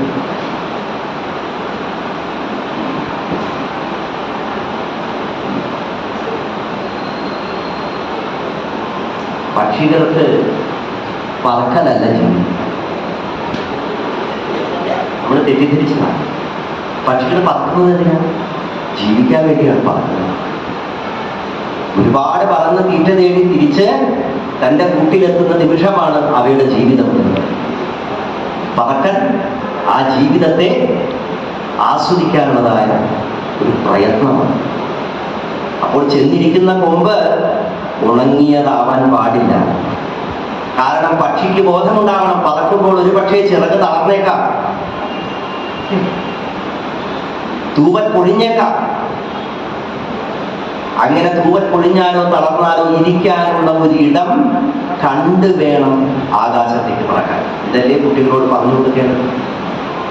അങ്ങനെ പറന്നു പോകുന്ന പക്ഷികൾക്ക് ഏത് സമയത്തും തളർന്നാൽ വന്നിരിക്കാനുള്ള ബലമുള്ള ചില്ലകളാവണം രക്ഷിതാക്കൾ. അതാണ് കുട്ടികൾക്ക് പറഞ്ഞു കൊടുക്കേണ്ടത്. അല്ലാതെ നിങ്ങൾ പറക്ക്, നിങ്ങളുടെ ചിറക്, നിങ്ങളുടെ ആകാശം എന്നല്ല. നിങ്ങൾക്ക് മാത്രമായ ഒരു ആകാശമുണ്ടോ പ്രിയപ്പെട്ടത്? നിങ്ങൾക്ക് മാത്രമായ ഒരു ജീവിതമുണ്ടോ? ഇല്ല. ജീവിതം നമ്മുടേതാണ്. നമ്മളാണ് ജീവിക്കുന്നത്. ഒറ്റയ്ക്ക് ജീവിച്ച് ജനിച്ച് ജീവിച്ച് തീർത്ത ഒരു ചരിത്രവും മനുഷ്യ ജീവിതത്തിലില്ല, ജീവജാലങ്ങൾക്കിടയിലില്ല. അമീബ തൊട്ടങ്ങ് ഭീമാകാര ജീവികൾ വരെ ജീവിതം എന്ന് പറയുന്നത് ഒരു ചാക്രികമായിരിക്കുന്ന പരസ്പര സഹവർത്തിത്വമായിട്ടാണ്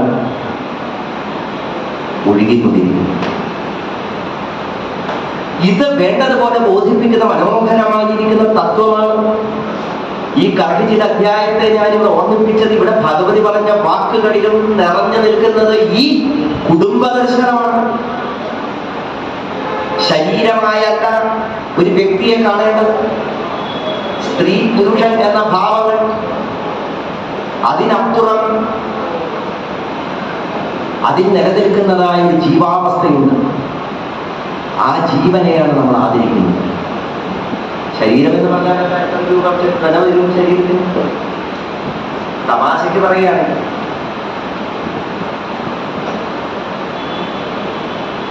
ഒരു ശരീരത്തിന് എത്ര വിലയില്ല. ആന്തരികാവയവങ്ങളൊക്കെ വിറ്റ് കഴിഞ്ഞപ്പോൾ ലക്ഷങ്ങളൊക്കെ കിട്ടും, അത് വേറെ കാര്യം. അതിന്റെ കാര്യം എന്താ പറഞ്ഞത്? നമ്മുടെ ശരീരത്തിൽ നിന്ന് വേണമെങ്കിൽ ഒരു 2 കുപ്പി മിനറൽ വാട്ടർ കിട്ടും, 15-30 രൂപ. പ്ലസ് ഒരു ചെറിയ 10 രൂപയുടെ പിച്ചാത്തി എടുക്കാൻ ഉണ്ടാക്കാനുള്ള ഇരുമ്പ് കിട്ടും, അപ്പൊ ഒരു 40 രൂപ. ഒരു 4 ചായ കുടിക്കാനുള്ള പഞ്ചാര കിട്ടും, അപ്പൊ 40 80 രൂപ. പിന്നെ കുറച്ച് അയോഡിനും അമോണിയയും ഒക്കെ കൂടി ഒരു 10 രൂപ 20 രൂപ ഇട്ടാൽ കൂടി വന്നൊരു 150 രൂപ വിലയുണ്ടാവും ഈ ശരീരത്തിൽ. സപ്തധാതുക്കൾ അതിന് വില ഉണ്ടാവുന്നത്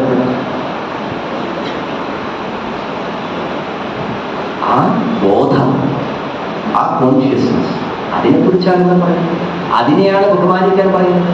ആ ബഹുമാനമാണ് സഹധർമ്മം ചര എന്ന സങ്കല്പത്തോടുകൂടി വിവാഹ സമയത്ത് കൈപ്പിക്കുന്നത്. സാപ്രവതീയം എന്നൊരു ചടങ്ങുണ്ട് ബ്രാഹ്മണ വിവാഹം. മതഹോമത്തിന് മുമ്പ് പെൺകുട്ടിയുടെ കാല് പിടിച്ച് 7 ചുവട് വെപ്പിക്കും ഹോമത്തിന്റെ അരികിൽ. 7 പദം ഒരുമിച്ച് നടന്നാൽ സുഹൃത്തുക്കളായി എന്നാണ് നമ്മുടെ സങ്കല്പം. 7 പദം ഒരുമിച്ച് നടന്നാൽ സൗഹൃദ ഭാവം വന്നു. ആ സൗഹൃദം അത് പരസ്പരമുള്ളതായ ജീവിതത്തിന്റെ പ്രതിജ്ഞയാക്കി മാറ്റുന്നതാണ് മലർഹോമം. മലർഹോമം എന്ന് പറഞ്ഞാൽ ചട്ടി എടുക്കുന്നു, ആ ചട്ടിയിൽ നെല്ലെടുക്കുന്നു, ആ സ്ത്രീ ആ നെല്ല് വറക്കുന്നു, മലരാക്കുന്നു, ആ മലരെടുത്ത് 2 പേരും ഒരുമിച്ച് കൈ ചേർത്ത് പിടിച്ച് ഒപ്പം പെൺകുട്ടിയുടെ സഹോദരന്റെ കയ്യിൽ ചേർത്ത് ഓടി കന്യാദാനം. പിന്നെ ബ്രാഹ്മണർക്കിടയിൽ എന്ന് പറഞ്ഞു കഴിഞ്ഞാൽ കെട്ടിയോ എന്ന് പറഞ്ഞു കഴിഞ്ഞാൽ, ഇപ്പൊ എന്റെ ഭാര്യയോട് കെട്ടിയവനുണ്ടോ അവിടെ ചോദിച്ചാൽ ഭാര്യ പറയും അറിയില്ല, ഇതൊക്കെ ഉണ്ടാവോ ചോദിക്കും. ഇതെന്റെ ഭാര്യയുടെ അച്ഛനാണ്. വിവാഹമൊക്കെ കഴിഞ്ഞിട്ടേ കല്യാണമൊക്കെ നടക്കുന്ന സമയത്ത് ഹോമവും കാര്യങ്ങളൊക്കെ കഴിഞ്ഞ് ഞാനല്ല, എന്റെ സുഹൃത്താണ്, ഇതൊക്കെ കുറച്ച് കാര്യങ്ങളൊക്കെ ഞാൻ മനസ്സിലാക്കിയപ്പോഴാണ്, ചടങ്ങുകളെ കുറിച്ചൊക്കെ മനസ്സിലാക്കിയല്ലാതെ എനിക്ക് വലിയ സംശയമൊന്നും ഉണ്ടായിരുന്നു. പക്ഷെ എന്റെ സുഹൃത്തിന്റെ കല്യാണത്തിൽ സംഭവിച്ച എന്റെ അടുത്ത് കല്യാണത്തിൽ ചടങ്ങുകളൊക്കെ കഴിഞ്ഞ് കുറച്ച് കഴിഞ്ഞപ്പോൾ ഫോട്ടോഗ്രാഫർമാരൊക്കെ ഫോട്ടോ എടുക്കണം. എന്റെ അമ്മാവിന്റെ പറയാം വേഗം എന്റെ അടുത്ത് വന്നു, ഞാൻ മറിച്ചേട്ടാ കൈ ഒരു കാര്യം പറഞ്ഞു. എന്താ അത് ഒരിക്കലും പറഞ്ഞില്ല, ആരും പറഞ്ഞില്ല, എല്ലാവരും പറഞ്ഞു. അത് മിണ്ടാ എന്തായാലും ഞാൻ താലി കെട്ടിയിരിക്കുകയാണ്.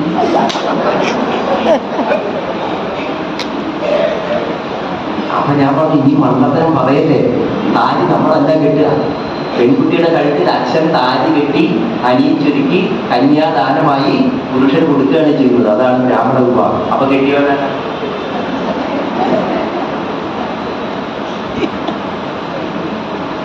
പക്ഷെ ഇതിനൊക്കെ ചില സങ്കല്പങ്ങളുണ്ട്. കാരണം ആ കെട്ടിയോന്നല്ലാതെ ഈ താലി കഴിക്കാൻ വേറെ ആർക്കും അവകാശമില്ല അല്ലേ? അച്ഛൻ സ്വന്തം മകളുടെ കഴുത്തിൽ ഒരു മുദ്ര എണീച്ചുതാ, ഇത് നിനക്ക് നിന്റെ ധർമ്മത്തെ അനുഷ്ഠിക്കാൻ ഞാൻ എന്റെ മകളെ ദാനമായി തരുന്നു.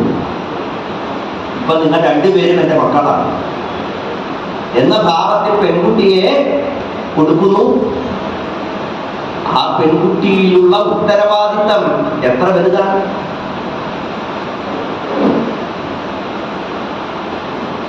ഇതൊക്കെ നമ്മൾ സംസാരിക്കുന്നത് ആണും പെണ്ണും ഒന്നാവാൻ കല്യാണം കഴിക്കേണ്ട കാര്യമില്ല എന്ന് പറയുന്ന ഒരു ലോകത്താണ് എന്നുകൂടി നമ്മൾ മനസ്സിലാക്കണം. എന്തുകൊണ്ട് അങ്ങനെ പറയുന്നു? ഈ പറയുന്ന സങ്കല്പങ്ങളുടെ ആർദ്രതയും മഹിമയും മനസ്സിലാക്കാത്തത് കൊണ്ടാണ് അവരൊക്കെ ചെയ്യും.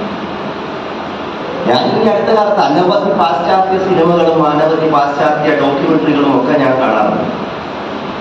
പല വൈദേശിക ചരിത്രങ്ങൾ വായിക്കാറുണ്ട്. അതിലൊക്കെ കുടുംബസങ്കല്പത്തെ കുറിച്ച് അവരുടെ ഭാവനകൾ മനോഹരമായിട്ടാണ് എനിക്ക് തോന്നിയത്. ഈ കാലത്ത് നമ്മുടെ ഈ ഭൂമിയിൽ നിലനിന്നിരുന്ന സംസ്കൃതിയെയാണ് അവർ സ്വീകരിച്ചിരിക്കുന്നത്. അവർക്ക് അച്ഛൻ അമ്മ എന്നൊക്കെ പറഞ്ഞ അത്രയും ബന്ധങ്ങളാണ്. ഞാനൊക്കെ കുട്ടിക്കാലത്ത് കേട്ടത് അമേരിക്കക്കാർക്കും മറ്റുള്ളവർക്കൊന്നും ഈ പറഞ്ഞ അച്ഛനും അമ്മയും മക്കളും സഹോദരന്മാരും ഒന്നും അവരൊക്കെ തോന്നിയ മാതിരിയാണെന്നൊക്കെയാണ്. പക്ഷെ എനിക്കങ്ങനെ തോന്നിയില്ല. എല്ലായിടത്തും ഉണ്ട് ആർദ്രമായ ബന്ധത്തിന് ദൃഢത, അത് സംരക്ഷിക്കണമെന്ന ആഗ്രഹം. മക്കളെ ശാസിക്കുന്നവരെ, കൃത്യസമയത്ത് വീട്ടിലേക്ക് വന്നില്ലെങ്കിൽ ചോദിക്കുന്നവരായ അച്ഛനമ്മമാർ, ഇതൊക്കെയാണ് ഇന്ന് നമ്മൾ പുറം ലോകങ്ങളിൽ കാണുന്നതെങ്കിൽ നമ്മുടെ ലോകത്തോ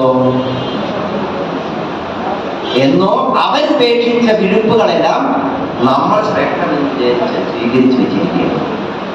ഇത് തിരിച്ചറിയുമ്പോഴേക്കും ചിലപ്പോൾ നമ്മുടെ കാലിനടിയിലെ മണ്ണ് നഷ്ടപ്പെട്ടു പോയി എന്ന് വരാം. അല്പമെങ്കിലും നമ്മൾ സംരക്ഷിച്ചേ പറ്റും.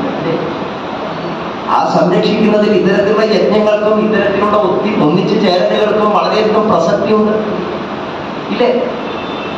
അത് തോന്നുന്നു. തിരുമേനി വല്ല ദേവി ഭാഗവത്തിൽ വല്ല കഥയൊക്കെ പറഞ്ഞ് എഴുന്നേറ്റ് എന്ന് പറയാം ഉണ്ടെങ്കിലും കുഴപ്പമൊന്നുമില്ല. ഞാൻ പറയാം, അങ്ങനെ പറയുന്നുണ്ടെങ്കിൽ ഞാൻ പറയാം, എന്നാ പിന്നെ വേറെ ഒരു വിളിച്ചോളാൻ പറയുന്നത്. കാരണം ഞാൻ പറയുന്നത് ദേവീ ഭാഗവതം എന്ന പുണ്യപുരാണം പറയുമ്പോഴാണെങ്കിലും ഭാഗവതം പറയുമ്പോഴാണെങ്കിലും പുരാണങ്ങൾ പറയുമ്പോഴാണെങ്കിലും അത് പറയുന്ന കാലഘട്ടത്തിൽ നൈചാരണ്യത്തിലായിക്കൊള്ളട്ടെ, പ്രയാഗയിലായിക്കൊള്ളട്ടെ, ബദരിയിലായിക്കൊള്ളട്ടെ, അവിടെ കേൾക്കുന്നവരായിരിക്കുന്ന ഋഷീശ്വരന്മാർ അന്നത്തെ കാലത്തിനും ദേശത്തിനും സംസ്കൃതിക്കും അനുസരിച്ച് അവരുടെ ഉള്ളിൽ നിന്ന് ചോദ്യങ്ങൾ ചോദിക്കും. ആ ചോദ്യങ്ങൾക്ക് ഉത്തരമായി സൂതൻ ഈ പുരാണ കഥകളോടൊപ്പം ആ യുക്തികളെയും തത്വങ്ങളെയും ചേർത്ത് പ്രവചിക്കുകയും ചെയ്തിട്ടുണ്ട് എങ്കിൽ അതിന്റെ ഒരു തുടർച്ചയാണ് നമ്മളിപ്പോൾ ഈ അഭിമുഖമായി ഇരിക്കുന്നതെങ്കിൽ നിങ്ങൾക്കുള്ളിൽ ഉണ്ടാകാൻ സാധ്യതയുള്ള സംശയങ്ങളെയും സങ്കല്പിച്ച് ഉത്തരം പറയാൻ ഞാൻ ഉത്തരവാദിത്തപ്പെട്ടിരിക്കുന്നു. ഈ സ്ഥാനത്ത് ഇരിക്കുന്നിടത്തോളല്ല, ഇവിടെ നമുക്ക് മാറിയ സംശയമായി എൻ്റെ അടുത്ത് വരണ്ട. കാരണം ഈ സ്ഥാനം അതാണ്. ഇതാ പരമ്പരയിൽ നിന്ന സ്ഥാനമാണ്, ആ പരമ്പരയുടെ പീഠമാണ്. അവിടെ ഇരിക്കുമ്പോൾ ചില ഉത്തരവാദിത്തങ്ങളുണ്ട്. ഇവിടെ ഇരിക്കുമ്പോൾ മാത്രമേ എനിക്ക് ആ ഉത്തരവാദിത്തമുള്ളൂ. അത് കഴിഞ്ഞാൽ ഞാൻ ആരെയും ഉപദേശിക്കാൻ പാടില്ല. കാരണം എനിക്ക് തീരെ ഇഷ്ടമില്ലാത്തൊരു സാധനമാണ് ഉപദേശം. നിങ്ങൾക്ക് ഇഷ്ടമല്ല, നമുക്ക് ആർക്കും ഇഷ്ടമല്ല. അമ്മ ഉപദേശിക്കുന്നത് കുട്ടിക്കാലത്തൊക്കെ കൗതുകത്തോടുകൂടി കേട്ടുകൊണ്ടിരുന്നത് നമ്മൾ കുറച്ചു കാലം കഴിയുമ്പോൾ മാറ്റി നിർത്താമേ എന്ന് പറയാൻ തുടങ്ങി. അച്ഛൻ പിന്നെ ഉപദേശമല്ല, കത്തിച്ചൊരിക്കുന്ന സൂര്യനെ പോലെ ഇടയ്ക്ക് വന്ന് രണ്ട് ശബ്ദം കേട്ടുമ്പോൾ പേടിച്ച് ചൂടിപ്പോവും. പിന്നെ കുറച്ച് കഴിഞ്ഞപ്പോൾ ഇങ്ങനെ വില പിടിച്ച് നിന്നു തുടങ്ങി. പിന്നെ അച്ഛന് തോന്നി തുടങ്ങി, പറഞ്ഞിട്ട് നേരെയാവില്ല. അപ്പൊ അച്ഛനും ഉണ്ടാകായി തുടങ്ങി. അപ്പൊ വിചാരം ഞാൻ കേവലായിരുന്നു.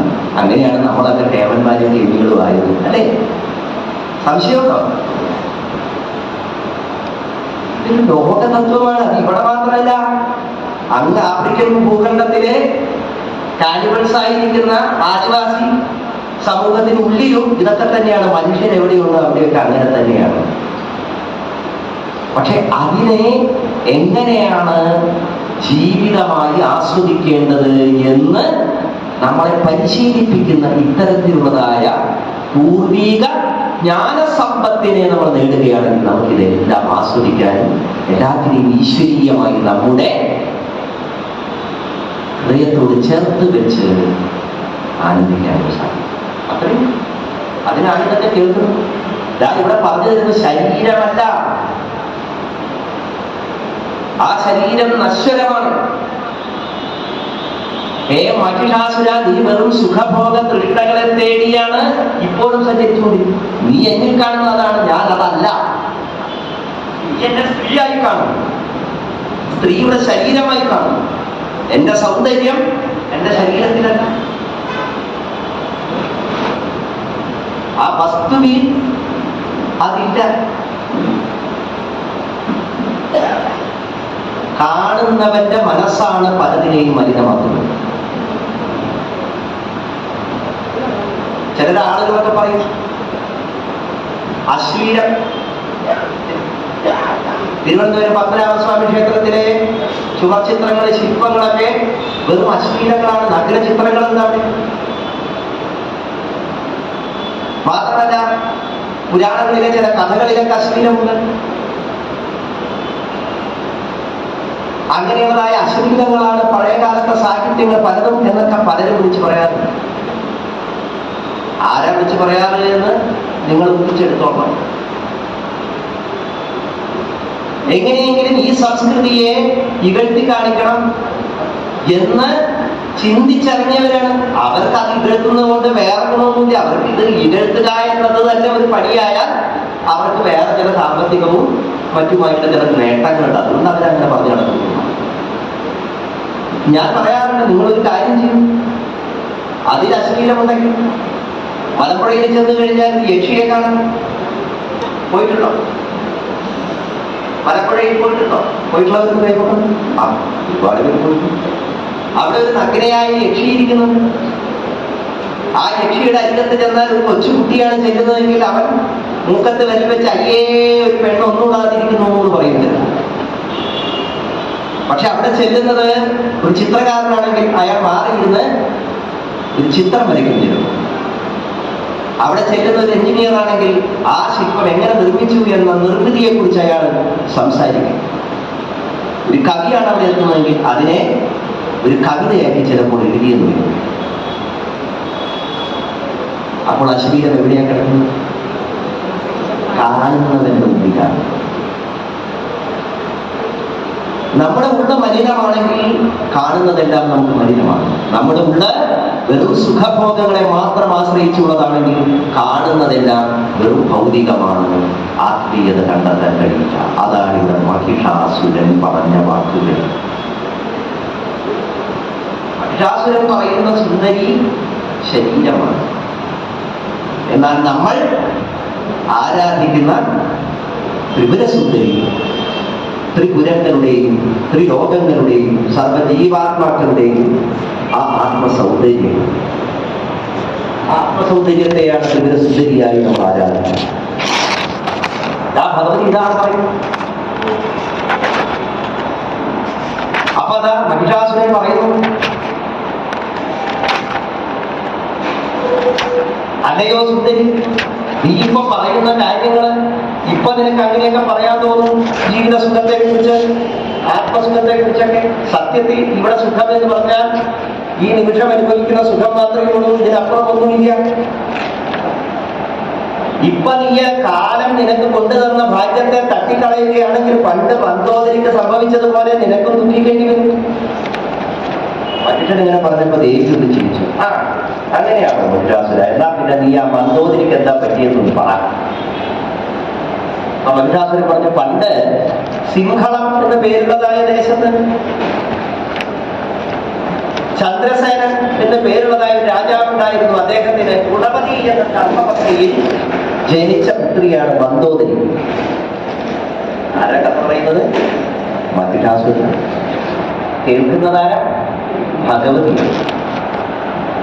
18 കൈകളിൽ ദിവ്യായുധങ്ങളേന്തി സിംഹാസനാരൂഢനായിരിക്കുന്ന പരാശക്തിയാണ് കഥ കേൾക്കുന്നത്. കഥ പറയുന്നത് മഹിഷാസുരൻ.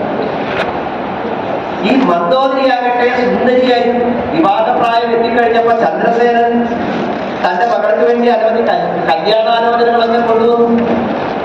അപ്പോ മന്ദോദരി പറഞ്ഞു, എനിക്ക് വിവാഹമൊന്നും വേണ്ട, കല്യാണം കഴിച്ച ആകെ ദുരിതമാണ്.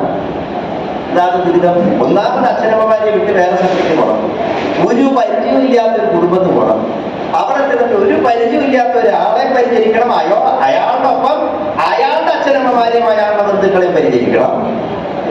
എന്തൊരു ദുരിതാണെന്ന് അറിഞ്ഞു. ഈ അത് കഴിഞ്ഞാലോ പിന്നെ മക്കളുണ്ടാവും, ഗർഭം ധരിക്കണം, ഗർഭധാരത്തിലെ ക്ലേശങ്ങൾ, വേറെ കുട്ടികളുണ്ടാവും. അപ്പോഴൊക്കെ ശരീരത്തിന്റെ സൗന്ദര്യമൊക്കെ നഷ്ടപ്പെടും. സ്വന്തം ഇഷ്ടപ്രകാരം അവിടേക്ക് വിളിക്കുന്നു, പോവാൻ പറ്റില്ല. 100 ആൾക്കാരെ 100 ചോദ്യങ്ങൾ ചോദിക്കുക, അതിനൊക്കെ ഉത്തരം പറയണം. അവരോടൊക്കെ ഉത്തരം പറഞ്ഞിട്ട് എവിടേക്കെങ്കിലൊക്കെ പോവാൻ പറ്റും. എന്തൊരു ദുരിതമാണ് ഈ കല്യാണം. അതിനകത്ത് എനിക്ക് കല്യാണമൊന്നും വേണ്ട. ഇങ്ങനെ വലിയ തത്വജ്ഞാനൊക്കെ പറഞ്ഞു ചന്ദ്രസേനക്ക് മടുത്തു. എന്ത് പറഞ്ഞാലാണ് കല്യാണം നടത്താൻ പറയുന്നത്? ചില മക്കളങ്ങനെ. അപ്പൊ ഈ പറഞ്ഞ കഥ വളരെ പ്രസക്തമാണ് ഇപ്പോഴത്തെ കാലത്ത്. കല്യാണാലോചനയുടെ കാര്യം കുട്ടികൾ ഇത്തിരി ബോധം വെക്കുമ്പോഴേക്കും കുട്ടികൾ പറയും, അതെ എന്റെ കല്യാണമൊക്കെ ഞാൻ പറഞ്ഞിട്ട് ആലോചിച്ചാൽ മതിയില്ല.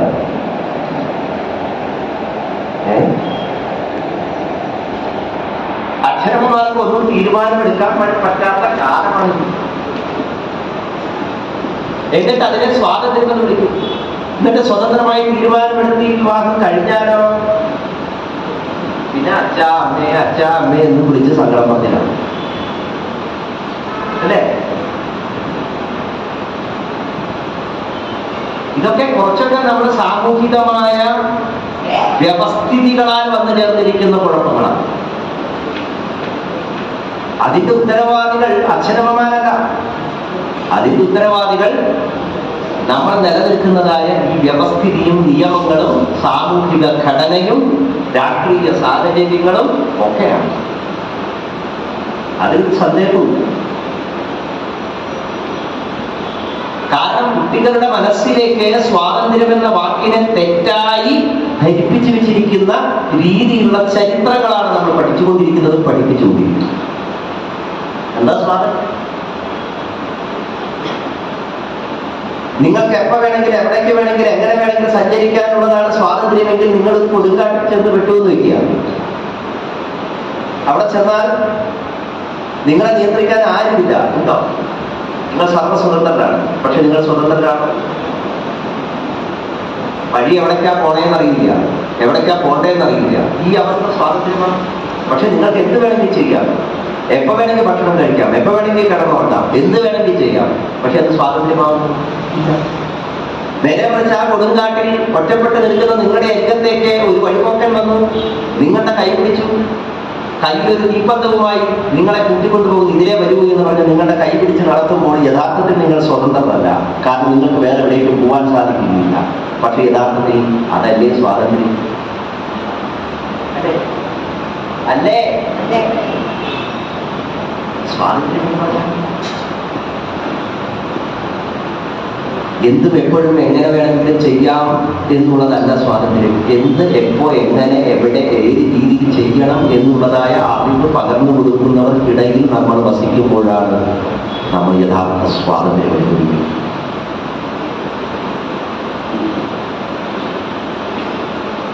ഇവിടെ മന്ദോദരി എത്രയായിട്ടും വിവാഹം കഴിക്കാൻ തയ്യാറാവുന്നില്ല. ഹിരണ്യകശിപു പറയാം, ഈ മഹിഷാസുരൻ പറയാം. അപ്പൊ അവസാനം ചന്ദ്രസേനൻ വിവാഹാലോചനയൊക്കെ നിർത്തി. അങ്ങനെ ഇരിക്കെ ഒരു ദിവസം ഉദ്യാനത്തിലൂടെ വിഹരിച്ചുകൊണ്ടിരിക്കുന്ന സമയത്ത് അവിടെ കോസലാധിപനായിരിക്കുന്ന ഒരു രാജാവ് വന്നു ചേർന്നു. രാജാവ് മന്ദോദരിയെ കണ്ടു കഴിഞ്ഞപ്പോൾ അവിടെ സൗന്ദര്യം കണ്ട് അവിടെ വിവാഹം കഴിക്കണമെന്ന് ആഗ്രഹിച്ചു. ഈ കാര്യം മന്ദോദരിയെ ചെന്ന് അറിയിച്ചു. മന്ദോദരി ഈ കോസലാധിപനായിരിക്കുന്ന രാജാവിനെ നിർത്തി അങ്ങ് അപമാനിച്ചു. നിങ്ങളെപ്പോലുള്ള പുരുഷന്മാരെങ്ങനെയാണ് സ്ത്രീകളുടെ അടുത്ത് പെരുമാറാൻ അറിയാത്തത്? വിവാഹം കഴിച്ചു കഴിഞ്ഞാൽ വെറും അടിമകളെ പോലെ കാണുന്നത്.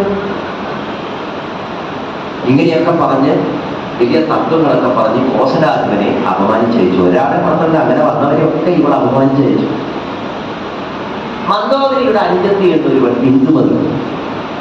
അമ്മ അച്ഛനും കൂടി എന്തായാലും ചേച്ചി കല്യാണം കഴിക്കില്ല എന്ന് ഉറപ്പായി. എന്നാ പിന്നെ അനിയത്തിയുടെ കല്യാണം നടത്താൻ ഇന്ദുമതിയുടെ കല്യാണം നടത്തി. ഇന്ദുമതി നല്ല കുലത്തിൽ ജനിച്ച ഒരു രാജകുമാരനെ കല്യാണം കഴിച്ച് സുഖമായിട്ട് അങ്ങനെ ജീവിക്കുകയാണ്. അങ്ങനെ ജീവിച്ച് ഇന്ദുമതിക്ക് കുട്ടിയുണ്ടായി. ഇതൊക്കെ കാണുകയാലും മന്ദോദരി അപ്പൊ അവരത്ര സുഖസുന്ദരമായിട്ട് ജീവിക്കുന്നു, കുട്ടികളെ താലോലിക്കുന്നു, ആനന്ദിക്കുന്നു. ഇതൊക്കെ കണ്ടപ്പോ മന്ദോദരിക്ക് തോന്നിയിട്ടുണ്ട്, അപ്പൊ കല്യാണത്തിന്റെ കുഴപ്പമുള്ള കാര്യമൊന്നുമല്ല, ഇത് സന്തോഷമൊക്കെ തരുന്ന കാര്യമാണ്. ഞാൻ വെറുതെ തെറ്റിദ്ധരിച്ചു എന്നൊരു തോന്നലുണ്ടായി തുടങ്ങി. അതൊക്കെ അച്ഛൻ്റെ അടുത്ത് പറഞ്ഞു, അതെ അച്ഛ അമ്മേ എനിക്ക് വേണമെങ്കിൽ കല്യാണമൊക്കെ ആലോചിക്കാട്ടോ, എനിക്കിപ്പോ ആവാമൊക്കെ ഉണ്ട്. അച്ഛനൊക്കെ തിരിച്ചു നോക്കൂ. ഓ പിന്നെ ഒത്തിരി പല്ല് കുറച്ചു. അപ്പോഴാണ് ഇപ്പൊ വന്ന് കല്യാണം കഴിക്കണമെന്ന് പറയുന്നത്. ഇനിയിപ്പോ എവിടെ ചക്കൻ കിട്ടാൻ അല്ലേ? കോളേജ് പഠിപ്പ് കഴിഞ്ഞിട്ട് മതി, ജോലി കിട്ടിയിട്ട് മതി എന്ന് പറഞ്ഞ് വയസ്സ് 32. അപ്പൊ പിന്നെ ആലോചന തുടങ്ങാം. ആലോചന തിരുമേനി വയസ്സ് 32. ആലോചനയൊക്കെ തുടങ്ങി, ഇപ്പോഴാ തുടങ്ങിയത്. ശരി. എന്നിട്ട് വരും ഒരു 4-5 ജാതകവും പൊരുത്തം നോക്കണം. ഞാൻ ഇത് എന്ത് പൊരുത്തം നോക്കാനാണ്? ഇനി എന്ത് പൊരുത്തമാണ്? 10-32 വയസ്സായി കഴിഞ്ഞാൽ പിന്നെ പൊരുത്തം നോക്കുന്നതിന് എന്ത് അർത്ഥമാണ്? വിവാഹത്തിൻ്റെതായ സമയമുണ്ട്. ആ സമയത്ത് അത് നടത്താൻ ഉദ്ദേശിക്കുന്നുണ്ടെങ്കിൽ മാത്രമേ അവിടെ ജാതകത്തിന് പ്രസക്തിയുള്ളൂ. കാരണം ജീവിതത്തിന്റെ വളരെ പ്രധാനപ്പെട്ട തീരുമാനമെടുക്കുന്ന സമയം എന്ന് പറഞ്ഞ ഒരു 28 വയസ്സ് വരെയാണ് ഒരു ആൺകുട്ടിക്കായാലും പെൺകുട്ടിക്കായാലും. അത് കഴിഞ്ഞാൽ പിന്നെ ഈ പറഞ്ഞതായ ഗ്രഹാധിപതി ദേവതകൾക്കൊന്നും പ്രത്യേകിച്ച് ഒരു സ്വാധീനമില്ല. അവരെന്ത് സ്വാധീനിച്ചാലും പിന്നീട് ജാതകത്തിൽ ഉണ്ടെങ്കിലും ഇല്ലെങ്കിലും അനുഭവിക്കേണ്ടവയൊക്കെ പൊതുവായ കാര്യങ്ങളാണ്. രോഗം, ജീവിതത്തിലെ മറ്റു പ്രതിസന്ധികൾ, സാമ്പത്തിക പ്രതിസന്ധി, ഇതൊക്കെ പൊതുവായതാണ്. ഇല്ലാത്ത ആരെങ്കിലും 1000 കോടി ഉടമസ്ഥൻ, 1000 കോടി ബാങ്കുകളുടെ ഉടമസ്ഥൻ പോലും അസ്വസ്ഥനായിരിക്കും ആ സമയത്ത്, അല്ലേ? ഒരു 1.5 കോടി കടമുള്ളവനും 1500 രൂപ കടമുള്ളവനും ഒരേപോലെയാണ് അസ്വാസ്ഥ്യം. രണ്ടുപേർക്കും കടമാണ്. കടത്തിന്റെ വലുപ്പത്തിൽ കൂടുതൽ അവരുടെ ജീവിതവും അതുപോലെയായിരിക്കും. 1000 രൂപ കടമുള്ളവൻ ചിലപ്പോ കട്ടക്കാപ്പിയാവും കുടിക്കണത്, 1 കോടി കടമുള്ളവൻ ചിലപ്പോ ബ്രൂക്കാപ്പിയാവും കുടിക്കണത്. അല്ലെങ്കിൽ പിന്നെ പറയാൻ കേട്ടിട്ടുണ്ട് 1000 രൂപ ഒരു ഗ്ലാസ് കാപ്പിക്ക് 1000 രൂപയുടെ സാധനം കർണാടകത്തിൽ കേട്ടിട്ടുണ്ട്. മരപ്പട്ടിയുടെ കാഷ്ടത്തിൽ നിന്നുണ്ടാക്കുന്നതായ കാപ്പിപ്പൊടി, അതിനാണ് വില 850 രൂപ ഒരു ഗ്ലാസ് കാപ്പി.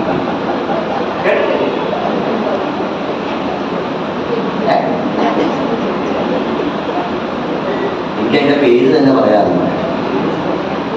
ഞാൻ പിന്നെ കാപ്പിപ്രിയനായ കാരണം ഇതൊന്നും നോക്കിയത്. അപ്പോഴാണ് മരപ്പട്ടിയുടെ കാട്ടത്തിൽ ഉണ്ടാക്കുന്നത് പറഞ്ഞപ്പോൾ ഞാൻ നിർത്തിയിട്ടുള്ളത്. ഒരു ദിവസം യൂട്യൂബ് ചാനൽ അത് കാണുകയും ചെയ്തു. എന്നിട്ടും ഇത് കുടിക്കാൻ വേണ്ടി തിരക്കാണെന്നാണ് പറയുന്നത്.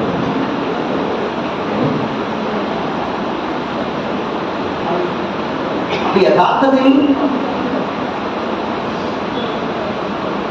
നമ്മുടെ ജീവിതത്തിൽ നമ്മൾ എടുക്കുന്നതായ തീരുമാനങ്ങൾക്ക് പ്രസക്തി ഉണ്ടാകുന്നത് അത് കൃത്യമായ ചില സമയത്തെടുക്കുമ്പോഴാണ്. നമ്മുടെ ശാരീരികമായ അവസ്ഥ, നമ്മുടെ മാനസികമായ അവസ്ഥ, അതിന്റെ കൃത്യമായ സമയത്തെടുക്കുന്ന തീരുമാനങ്ങൾ അത് നന്നായി തീരാൻ, അത് ദൈവാനുകൂല്യത്തോടു കൂടിയാവാൻ, അതിനാണ് ജാതകാധികാരി. ജാതകം എന്ന് പറഞ്ഞാൽ എന്തിനാ ശരിക്കും? ജാതകം എന്ന് പറഞ്ഞാൽ നമ്മൾ ജനിച്ചപ്പോഴുള്ള ഒരു ബ്ലൂ പ്രിന്റ് ആണ്, നമ്മുടെ ജീവിതത്തിന്റെ ഒരു ബ്ലൂ പ്രിന്റ് ആണ്.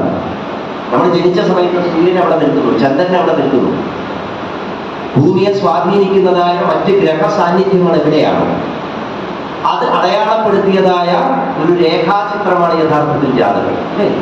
എന്ന് വെച്ചാൽ കാലം അവിടെ അടയാളപ്പെടുത്തുമ്പോൾ അപ്പോഴുള്ള കാലത്തിന്റെ പൊതു സ്വഭാവം എന്താണോ ആ പൊതു സ്വഭാവത്തിന്റെ ഗ്രഹങ്ങൾ ചലിക്കുന്നതിനനുസരിച്ച് മാറുന്ന സ്വഭാവങ്ങൾ എങ്ങനെയാണ് ആ ജനിച്ച വ്യക്തിയുടെ ജീവിതത്തെ സ്വാധീനിക്കുക എന്ന് ശാസ്ത്രവിധി പ്രകാരം എഴുതിയതായ സൂത്രവാക്യങ്ങളിലൂടെയാണ് വ്യാഖ്യാനിക്കുന്നത്.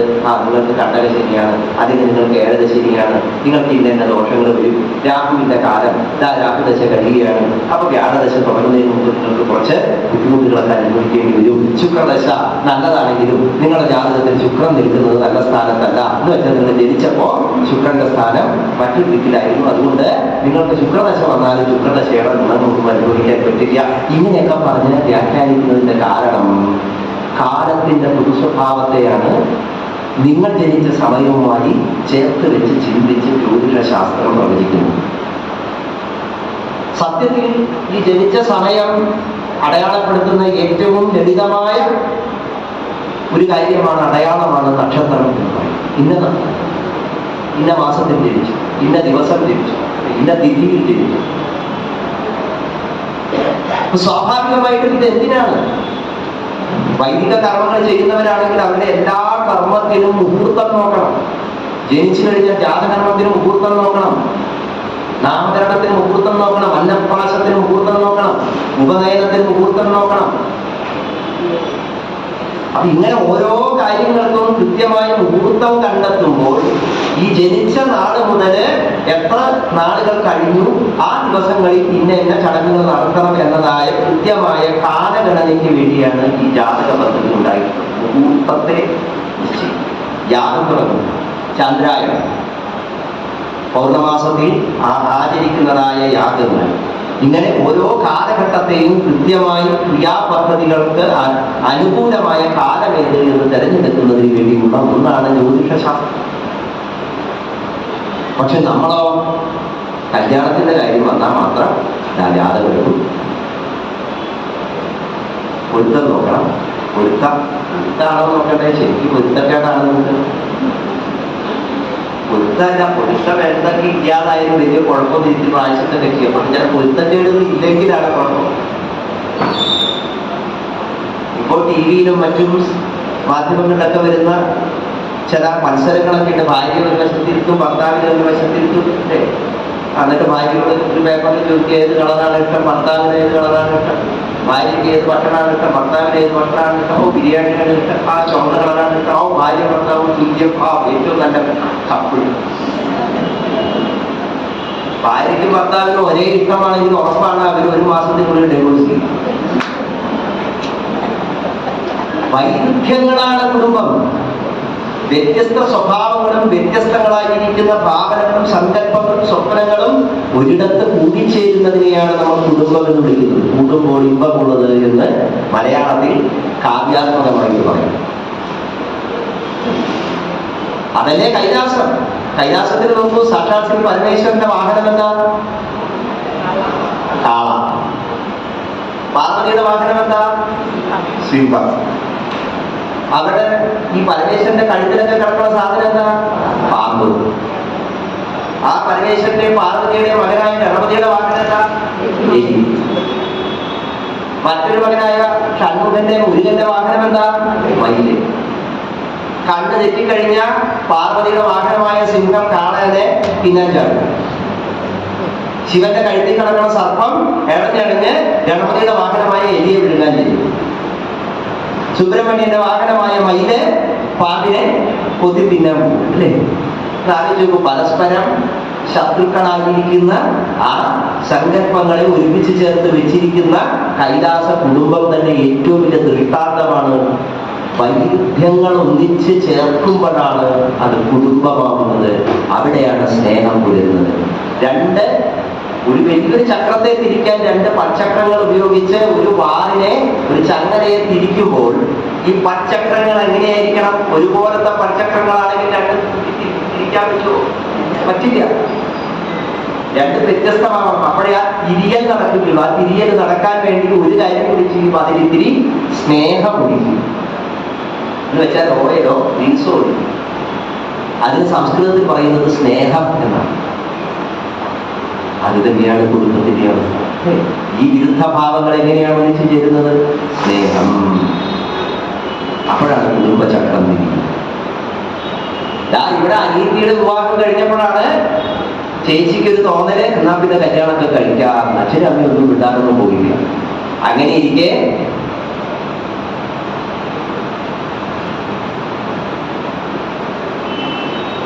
ഉദ്യാനത്തെ വിഹരിക്കുന്ന സമയത്ത് മറ്റൊരു രാജാവ് അവിടെ വന്നിരുന്നു. ആ രാജാവിനെ കണ്ടു കഴിഞ്ഞപ്പോ ഈ മന്ദോദരിക്ക് തോന്നി ഇയാളെ ഭർത്താവാക്കിയാലോ. കണ്ടു കഴിഞ്ഞാൽ നല്ല ശ്രേഷ്ഠനാണ്, നല്ല സൗന്ദര്യമൊക്കെ ഉണ്ട്. അപ്പൊ എന്നാ പിന്നെ ഇയാൾ മതിയെന്ന് മനസ്സിൽ വിചാരിച്ച് അച്ഛൻ്റെ അമ്മയുടെ അടുത്ത് വന്ന് പറഞ്ഞു കാര്യം. ആ രാജാവ് മന്ദോദരിയെ വിവാഹം കഴിച്ചു.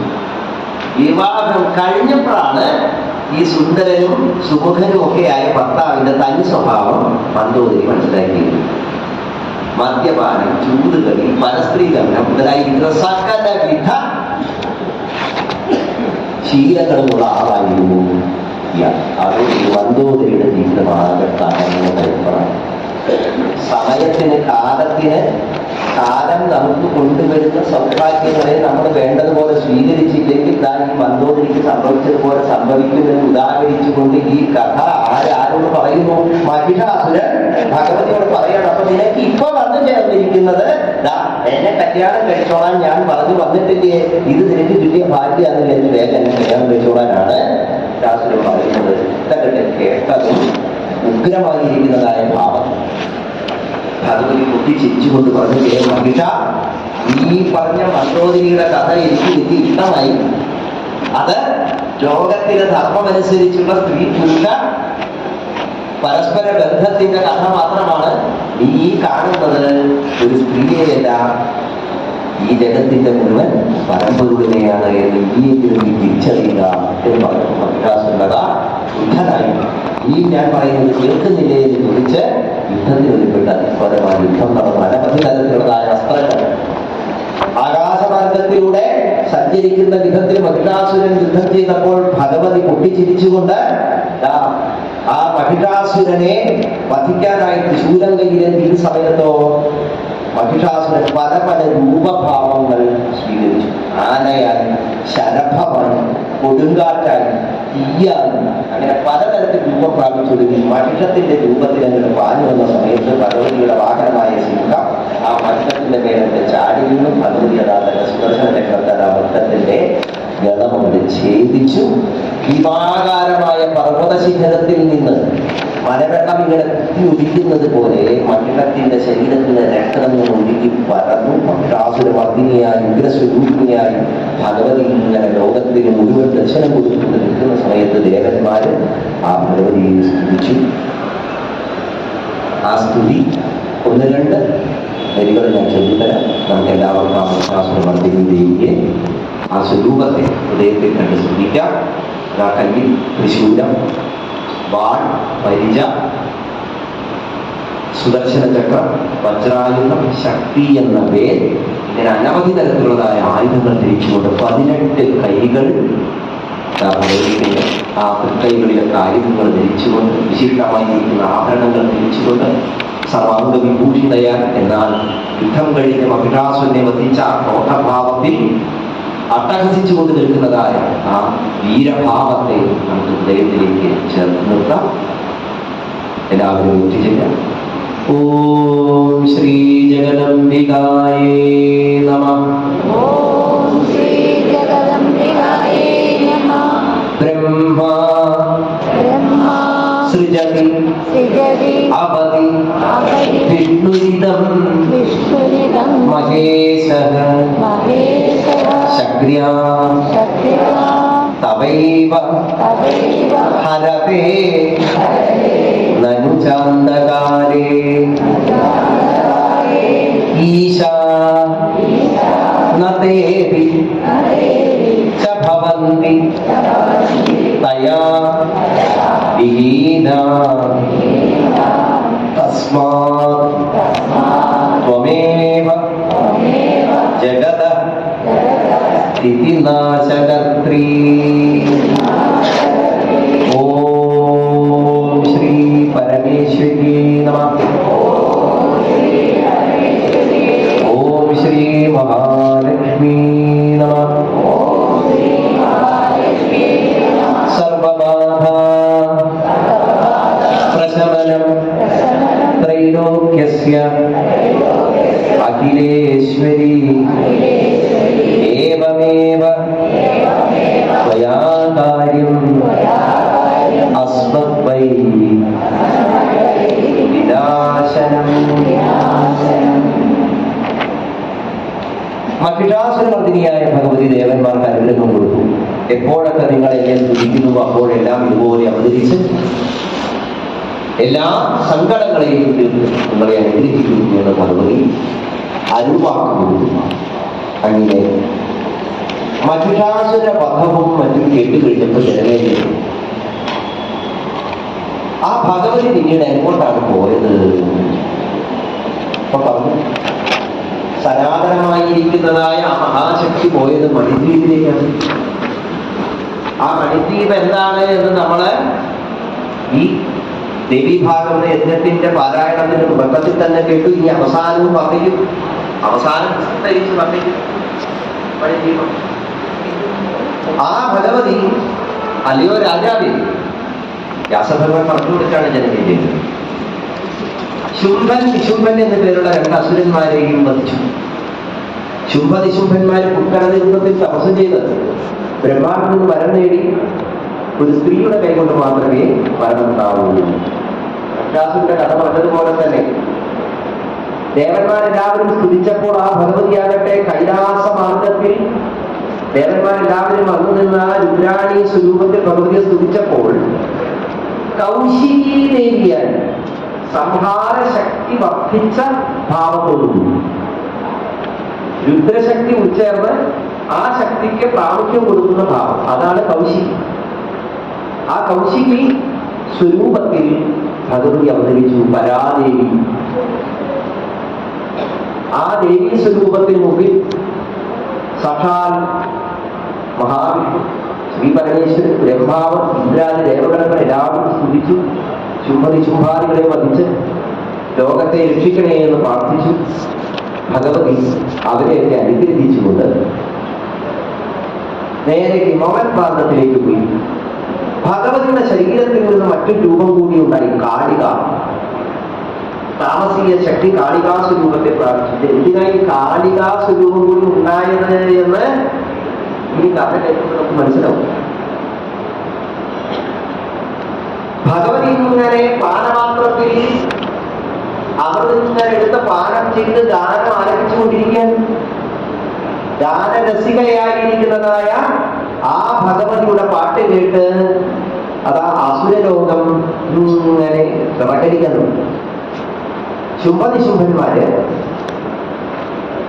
ഇതെവിടെ നിന്നാണ് ഈ ഗാനം എന്ന് അന്വേഷിക്കാൻ ദൂതന്മാരെ പറഞ്ഞയച്ചു. ദൂതന്മാര് ചെന്നപ്പോ കാണുന്ന കാഴ്ച അതാ ഭഗവതിയിരിക്കും, ഉഗ്രസ്വരൂപിണിയൻ, ദിവ്യായുധങ്ങളൊക്കെ എത്തിക്കൊണ്ട്. അപ്പോൾ മന്ത്രിമാർ ഓരോരുത്തരും ഈ ശുംഭനിശുംഭന്മാരുടെ പത്നിയാവാൻ ഭഗവതിയെ പ്രേരിപ്പിക്കുന്നതിന് വേണ്ടി ഭഗവതിയുടെ അരികത്ത് ചെന്നു. ഒരു ചെറിയ വ്യത്യാസം മാത്രമേ ഉള്ളൂ. ഭഗവതി പറഞ്ഞു, ശുംഭനിശുംഭന്മാരെ ഭർത്താവാക്കാം, പക്ഷെ ഒരു കാര്യമുണ്ട്, എന്നോട് യുദ്ധം ചെയ്യണം, എന്നെ ജയിക്കണം. അതാണ് ഇവിടെ ഭഗവതി കൊടുക്കുന്നതായ ഒരു മത്സരം. അത് കേട്ടുകഴിഞ്ഞപ്പോ മന്ത്രിമാരൊക്കെ പൊട്ടിച്ചിരിച്ചു. ലോകത്തെ മുഴുവൻ കീഴടക്കിയതായ ശുംഭനിശുംഭന്മാരോടാണോ നിന്നെങ്കിൽ വെല്ലുവിളി? അപ്പോൾ ഭഗവതി പറഞ്ഞു, ഹേ അസുരന്മാരെ, എത്രയും വേഗം ഞാൻ ഈ പറയുന്ന വാദ്യം ശുംഭനിശുംഭന്മാരുടെ അരികത്ത് ചെന്ന് അറിയിക്കുക. ഒന്നുകിൽ എന്നോട് യുദ്ധം ചെയ്ത് എന്നെ ജയിക്കുക, അല്ലെങ്കിൽ ഈ ലോകത്ത് നിന്ന് എത്രയും വേഗം പാതാള ലോകത്തേക്ക് പോവുക. ഇത് കേട്ടുകഴിഞ്ഞപ്പോ മന്ത്രിമാരിൽ പ്രമുഖനായിരിക്കുന്ന ധൂമ്രലോചനൻ ഭഗവതിയുടെ അരികത്തേക്ക് യുദ്ധത്തിനായി അതിഘോരമായ യുദ്ധം നടന്നു.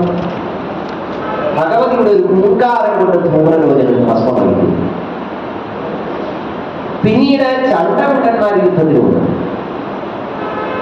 വൻ പടയോടെ പോർക്കളത്തിലെത്തിയതായ ചണ്ഡമുണ്ടന്മാരെ കണ്ട് അട്ടഹസിച്ചുകൊണ്ട് ഭഗവതി ആയുധങ്ങൾ ഒന്നൊന്നായിക്കൊണ്ടു.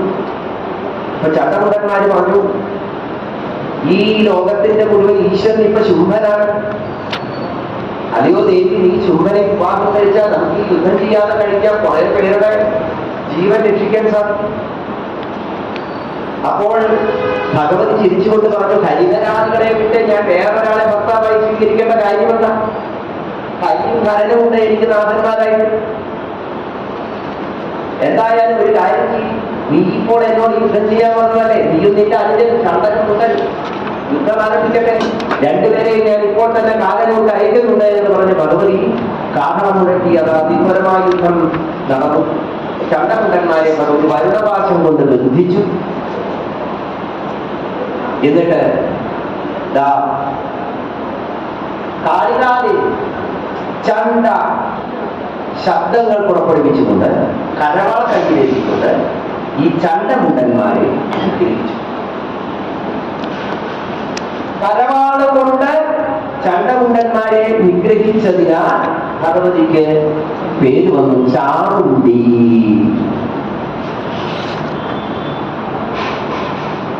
ജീവനോട് അഭിഷേകിന്റെ കുറച്ച് അസുരന്മാരുണ്ട്. അവരൊക്കെ ഓടിച്ചെന്ന് ശുംഭനിശുംഭന്മാരുടെ അരികത്ത് നിന്ന് കാര്യങ്ങൾ എത്രയ്ക്കൊക്കെ പാതാളത്തിലേക്ക് പോകാമെന്നത് നമ്മൾ പോയവരൊക്കെ അവിടെ ഭസ്മായിട്ട് കിടക്കണമെങ്കിൽ ആ ഭാഷയ്ക്ക് പോട്ട. നമ്മൾ വിചാരിച്ച പോലെ വെറും ഒരു പെണ്ണല്ലാതെ നിങ്ങളാണെങ്കിലോ ഒരു സ്ത്രീയുടെ കൈകൊണ്ട് മാത്രമേ വരം വയ്ക്കൂ എന്നുള്ള വരം നേടിയിട്ടുള്ള ആൾക്കാരാണ്.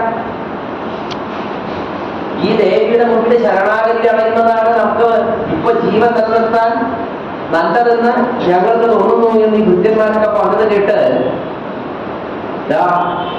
ശുംഭനും നിശുംഭനും ആക്രോശിച്ചു. ഒരു സ്ത്രീയെ പേടിച്ച് ഓടുകയും യുദ്ധഭൂമിയിൽ മരിച്ചു വീഴുന്നതല്ലേ ഇതിന് നല്ലത്. ഇത് കേട്ട് കഴിഞ്ഞപ്പോ ശുംഭനിശുംഭന്മാര് പടയൊരുക്കി വീണ്ടും യുദ്ധത്തിന് പോവുക. രക്തബീജനും അവരോടൊപ്പം സഹിക്കും. യുദ്ധം നടക്കുന്ന സമയത്ത് ഭഗവതി ഓരോരുത്തരെയും വധിക്കുന്ന സമയത്ത് രക്തബീജനെയും വധിക്കും. രക്തബീജനെ കരവാളുകൊണ്ട് കളഞ്ഞ് ഛേദിച്ചു കഴിഞ്ഞാൽ അപ്പതാ കാണുന്നു രക്തബീജന്റെ ശരീരത്തിൽ നിന്ന് ചിതറിത്തെറിക്കുന്നതായ രക്തബിന്ദുക്കൾ ഓരോന്നും ഭൂമി വധിക്കുന്ന സമയത്ത് 1000 രക്തബീജന്മാര് വേറെ ഉദിച്ചുകൊണ്ടിരിക്കും. അങ്ങനെ ഉദിച്ചു വീഴുന്നതായ രക്തബീജന്മാരെ എത്ര വധിച്ചിട്ടും അവര് നശിക്കുന്നില്ല എന്ന് കണ്ടു കഴിഞ്ഞപ്പോൾ ആ കാളിക പാനപാത്രം കയ്യിലെത്തിക്കൊണ്ട് രക്തബീജനെ വധിക്കുന്ന സമയത്ത് ആ പാനപാത്രത്തിലേക്ക് രക്തം സ്വീകരിക്കാൻ രക്തം ഇങ്ങനെ പാനം ചെയ്യാൻ ഭൂമിയിൽ ഒരു തുള്ളി പോലും വീഴാതെ ആ രക്തം മുഴുവൻ പാനം ചെയ്ത് രക്തബീജനെ വധിച്ചു. പിന്നീട് ശുംഭനിശുംഭന്മാരെയും ഭഗവതി ആ യുദ്ധത്തിൽ ഉത്തരമായിരിക്കുന്നതായ ആയുധങ്ങൾ ഉപയോഗിച്ച് വധിച്ച് ദേവന്മാരെ മുഴുവനും പരിരക്ഷിച്ചു, ലോകത്തെ മുഴുവനും പരിരക്ഷിച്ചു എന്ന് കഥ പറഞ്ഞു. ചാമുണ്ടയായി, ശുംഭനിശുംഭാസുരനിഷൂദിനിയായി, കൗശികീദേവിയായി, കാളികയായി ഭഗവതി ലോകത്തിന് മുഴുവൻ ദർശനം കൊടുത്തു. ദേവന്മാരെല്ലാവരും സ്തുതിച്ചു. ഭഗവതി പ്രകൃതിയിൽ വിലീനയായി. ഇത്രയും പറഞ്ഞ് ആ ഭഗവതിയുടെ അതിമഹത്തരങ്ങളായിരിക്കുന്ന ചരിത്രങ്ങൾ കേൾക്കുക, ദേവന്മാരെ സ്തുതിച്ച സ്തുതികൾ ചൊല്ലുക. ഇതിലൂടെ നമുക്കും നമ്മുടെ ജീവിതത്തിൽ വന്നു ചേരുന്നതായ പ്രതിസന്ധികളെ തരണം ചെയ്യാനുള്ള ആത്മധൈര്യം അനുഗ്രഹമായി ലഭിക്കും. ആ ഭഗവതി ശത്രു നിഷൂദിനിയാണ്. അപ്പൊ നമ്മുടെ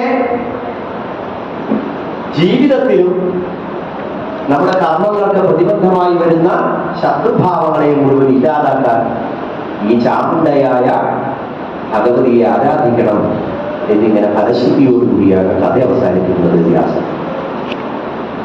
ഇപ്പൊ ജനമേജൻ ചോദിച്ചു, ചണ്ഡികാചരിതം അത് വിസ്തരിച്ച് പറഞ്ഞത് മഹാകാളിയായും മഹാലക്ഷ്മിയായും മഹാസരസ്വതിയായും ആരൊക്കെയാണ് ആരാധിച്ചിട്ടുള്ളത് ഈ ഭഗവതി? എങ്ങനെയൊക്കെയാണ് ആരാധിച്ചിട്ടുള്ളത്? ആരൊക്കെ ഏതൊക്കെ തരത്തിലുള്ള അനുഗ്രഹങ്ങൾ നേടി? അവർ എന്തൊക്കെ തരത്തിലുള്ള പൂജകളാണ് ചെയ്തത്? ഏതൊക്കെ മന്ത്രങ്ങളാണ് അവരതിനു വേണ്ടി ഉപാസിച്ചത് എന്നൊക്കെ ഒന്ന് വിസ്തരിച്ച് പറഞ്ഞു തന്നു. വേദവ്യാസം പറഞ്ഞു, പണ്ട് സ്വാരോചിഷമെന്നും കരുതി സുരഭൻ എന്ന് പേരുള്ളതായ ഒരു രാജാവുണ്ടായി. അദ്ദേഹം പ്രജാരക്ഷണതത്പരനായി. അദ്ദേഹം രാജ്യം ഭരിക്കുന്ന കാലത്ത് ശത്രുക്കൾ ആരും തന്നെ ആ രാജ്യത്തെ ആക്രമിക്കാൻ വന്നു ചേർന്നില്ല. അത്രയും ഭയമായി, അത്രയും ശക്തമായി മാറാൻ. പക്ഷേ ആ രാജാവിന്റെ കുബുദ്ധികളായിരിക്കുന്ന ചില മന്ത്രിമാര് ശത്രുക്കൾക്ക് ഈ രാജ്യത്തിന്റെ രഹസ്യങ്ങൾ മുഴുവൻ ചോർത്തിക്കൊടുക്കുകയും ശത്രുപക്ഷപാതികളായി തീരുകയും ചെയ്തു. യുദ്ധത്തിൽ രാജാവ് പരാജയപ്പെടാൻ തുടങ്ങി. രാജാവിന് മനസ്സിലായി തന്റെ ഒപ്പമുള്ളവർ തന്നെ ചതിച്ചു. പ്രാണൻ കൊണ്ട് രാജാവ് ഒരു ദുരന്തത്തിലൂടെ രക്ഷപ്പെട്ടു. അദ്ദേഹം ഒരു കൊടുങ്കാട്ടിലൂടെ സഞ്ചരിച്ച് ഒരു ആശ്രമത്തിലെത്തി. അത് സുമേധസ് എന്ന പേരുള്ളതായ ഒരു മഹർഷീശ്വരന്റെ ആശ്രമമാണ്. രാജാവ് അവിടെ ചെന്ന് മഹർഷി അഭിപ്രായം, എല്ലാം നഷ്ടപ്പെട്ട ചക്രവർത്തിയാണ്, സ്വന്തം ആളുകൾ തന്നെ എന്നെ ചതിച്ചിരിക്കും.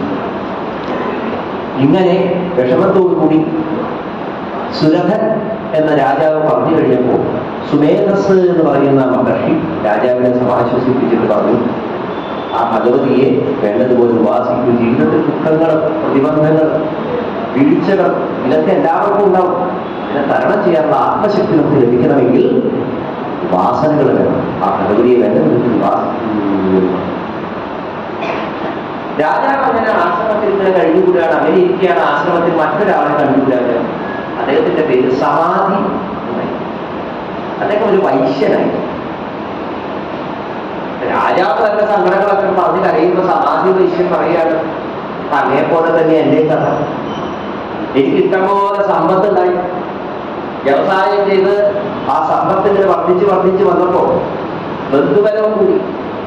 പക്ഷെ എൻ്റെ ഒപ്പമുള്ള എൻ്റെ ഭാര്യയും എൻ്റെ മക്കളും ഒക്കെ എന്നെ ചതിച്ചു. എൻ്റെ സമ്പത്തൊക്കെ അവർ തട്ടിയിട്ടു. എന്നെ ഗൃഹത്തിൽ നിന്ന് പുറത്താക്കി. ഞാൻ ഒറ്റപ്പെട്ടു. അങ്ങനെയാണ് ഞാനും വ്യാസം രണ്ടുപേരും ഒരേ തൂവൽ പക്ഷികൾ. ഇങ്ങനെ രണ്ടുപേരും വിഷമിച്ച് ആശ്രമത്തിൽ കഴിയുമ്പോൾ ഒരു ദിവസം അവർ രണ്ടുപേരും കൂടി സുമേധസിന്റെ അരികത്ത് കന്ന് അല്ലയോ മഹർഷീശ്വര, ഇദ്ദേഹമാണെങ്കിൽ സ്വന്തം കുടുംബം നഷ്ടപ്പെട്ട് വിഷമിച്ചിരിക്കണം, ഞാനാണെങ്കിൽ എന്റെ രാജ്യം നഷ്ടപ്പെട്ട് വിഷമിച്ചിരിക്കണം. ഇതൊക്കെ ലോകത്തിന്റെ സ്വഭാവമാണ് എന്ന തത്വങ്ങളൊക്കെ മനസ്സിലാക്കാം. പക്ഷെ അത് അംഗീകരിക്കാൻ സാധിക്കും. തത്വങ്ങൾ പറയാൻ എളുപ്പമാണ്. ഇതൊക്കെ വെറും നിസ്സാരാണ്, ഇതൊക്കെ മായയാണ്, എല്ലാവർക്കും പുസ്തകമൊക്കെ ഉണ്ടാവും എന്നൊക്കെ പറയപ്പെടും. എന്നാൽ എനിക്കിങ്ങനെ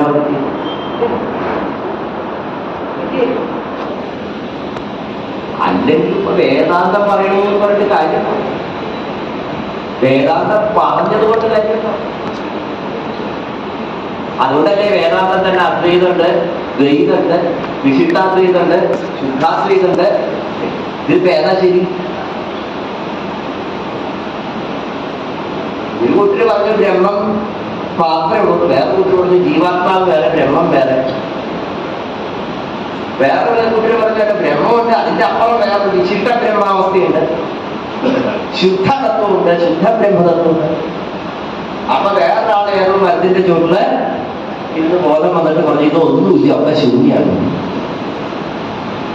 അപ്പൊ മറ്റൊരാൾ പറഞ്ഞു ഒക്കെ ഇതൊക്കെ പരിത്യജിച്ചാലേ സുഖം കിട്ടുള്ളൂ എന്നും പറഞ്ഞ് വസ്ത്രം പോലും പരിത്യജിച്ച് നടക്കാൻ തോന്നി. വേറെ ആരാ?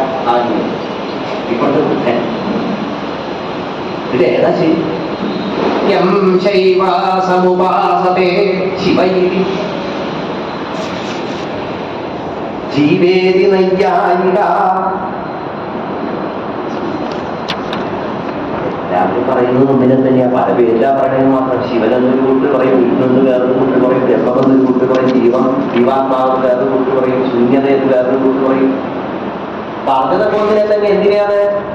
ഈ കാണുന്നതും കേൾക്കുന്നതും വളർത്തുന്നതും രുചിക്കുന്നതും സ്പർശിക്കുന്നതുമായിട്ടുള്ള യാതൊരു അനുഭവങ്ങളുണ്ടോ അതിനൊക്കെ കാരണമായതെന്തോ അത് എന്ന അർത്ഥത്തിലാണ് ഈ പേരുകളൊക്കെ ഉപയോഗിച്ചത്. ഇതൊക്കെ പറയാം, പക്ഷെ ജീവിതത്തിൽ ദുഃഖങ്ങൾ വരുന്നു എടുക്കാൻ പറ്റുന്നു ഇല്ല. എന്താ വഴി? ഉപാസന. ഈ പറഞ്ഞ പരമതത്വത്തെ നമുക്ക് ഏറ്റവും ഇഷ്ടപ്പെട്ട രൂപത്തിൽ ആരാധിക്കാം. അതിനുള്ള സ്വാതന്ത്ര്യം നമുക്കിട്ട് ഏത് രൂപത്തിൽ വേണ്ടി ആരാധിക്കാനുള്ള സ്വാതന്ത്ര്യം. ഉണ്ണിക്കടനായിട്ട് ആസ്വദിക്കാം, ആരാധിക്കാം. ഭഗവത്ഗീത ഉപദേശിച്ചു കൊടുക്കുന്ന യോഗേശ്വര കൃഷ്ണനായിട്ട് ആരാധിക്കാം, വീരരാമനായിട്ട് ആരാധിക്കാം, ആനന്ദകൃഷ്ണനായിട്ട് ആരാധിക്കാം, ദുർഗയാവാം, കാളിയാവാം, ഗണപതിയാവാം, സുബ്രഹ്മണ്യനാവാം, ഭൂതനാഥനാവാം, അയ്യപ്പനാവാം. ഏത് രൂപത്തിൽ, ഏത് ഭാഗത്തിൽ, ഏതെങ്കിലും ഭാഗത്തിൽ ഈ പരമതത്വത്തെ ആരാധിച്ചേ പറ്റും. അപ്പൊ നമുക്ക് വീട്ടിൽ മനസ്സിന് സമാധാനം ഉണ്ടാവും. ചില ആൾക്കാരുണ്ട് അസുഖം വന്നു നിവൃത്തിയില്ലാതെ ആ രോഗം മാറാതെ വളരെയധികം വിഷമങ്ങൾ അനുഭവിച്ച് ഹോസ്പിറ്റലിൽ പോയി ഒരു 5-6 ദിവസം വെന്റിലേറ്റർ ICU കടന്നു. പിന്നെ അത് കഴിഞ്ഞ് വീണ്ടും ചികിത്സ കൊണ്ട് പല ഡോക്ടർമാരൊക്കെ ചികിത്സിച്ച് അവസാനം ഓപ്പറേഷനൊക്കെ നടത്തി. ഓപ്പറേഷനൊക്കെ കഴിഞ്ഞ് സുഖമായിട്ട് വീട്ടിലേക്ക് തിരിച്ചെത്തി. ഇപ്പൊ സന്തോഷമായി, ആവും, രക്ഷപ്പെട്ടു, രോഗത്തിൽ നിന്നൊക്കെ രക്ഷപ്പെട്ടു, സമാധാനമായി. എല്ലാവരെയും കാണുമ്പോൾ പറയുന്നു നവദൈവങ്ങളുടെയും ഈശ്വരന്മാരുടെയൊക്കെ കൃപ കൊണ്ട് അസുഖമൊക്കെ മാറി. അപ്പൊ അത് അപ്പുറത്ത് നിന്നൊക്കെ യുക്തിവാദം ചോദിച്ചത് എന്ത് ശരി, നിങ്ങൾ അസുഖം മാറ്റിയത് ആശുപത്രിയിൽ പോയി നടന്നിട്ട് ഡോക്ടർമാർ കൃത്യമായി ചികിത്സിച്ച് മരുന്ന് നിന്ന് അസുഖം മാറ്റിയിട്ട് ഇപ്പൊ ആ ക്രെഡിറ്റ് മുഴുവൻ നിങ്ങൾ ധർമ്മദൈവത്തിനും ഈശ്വരന്മാർക്കും കൊടുക്കുന്നത് ശരിയാണോ എന്നാണ്.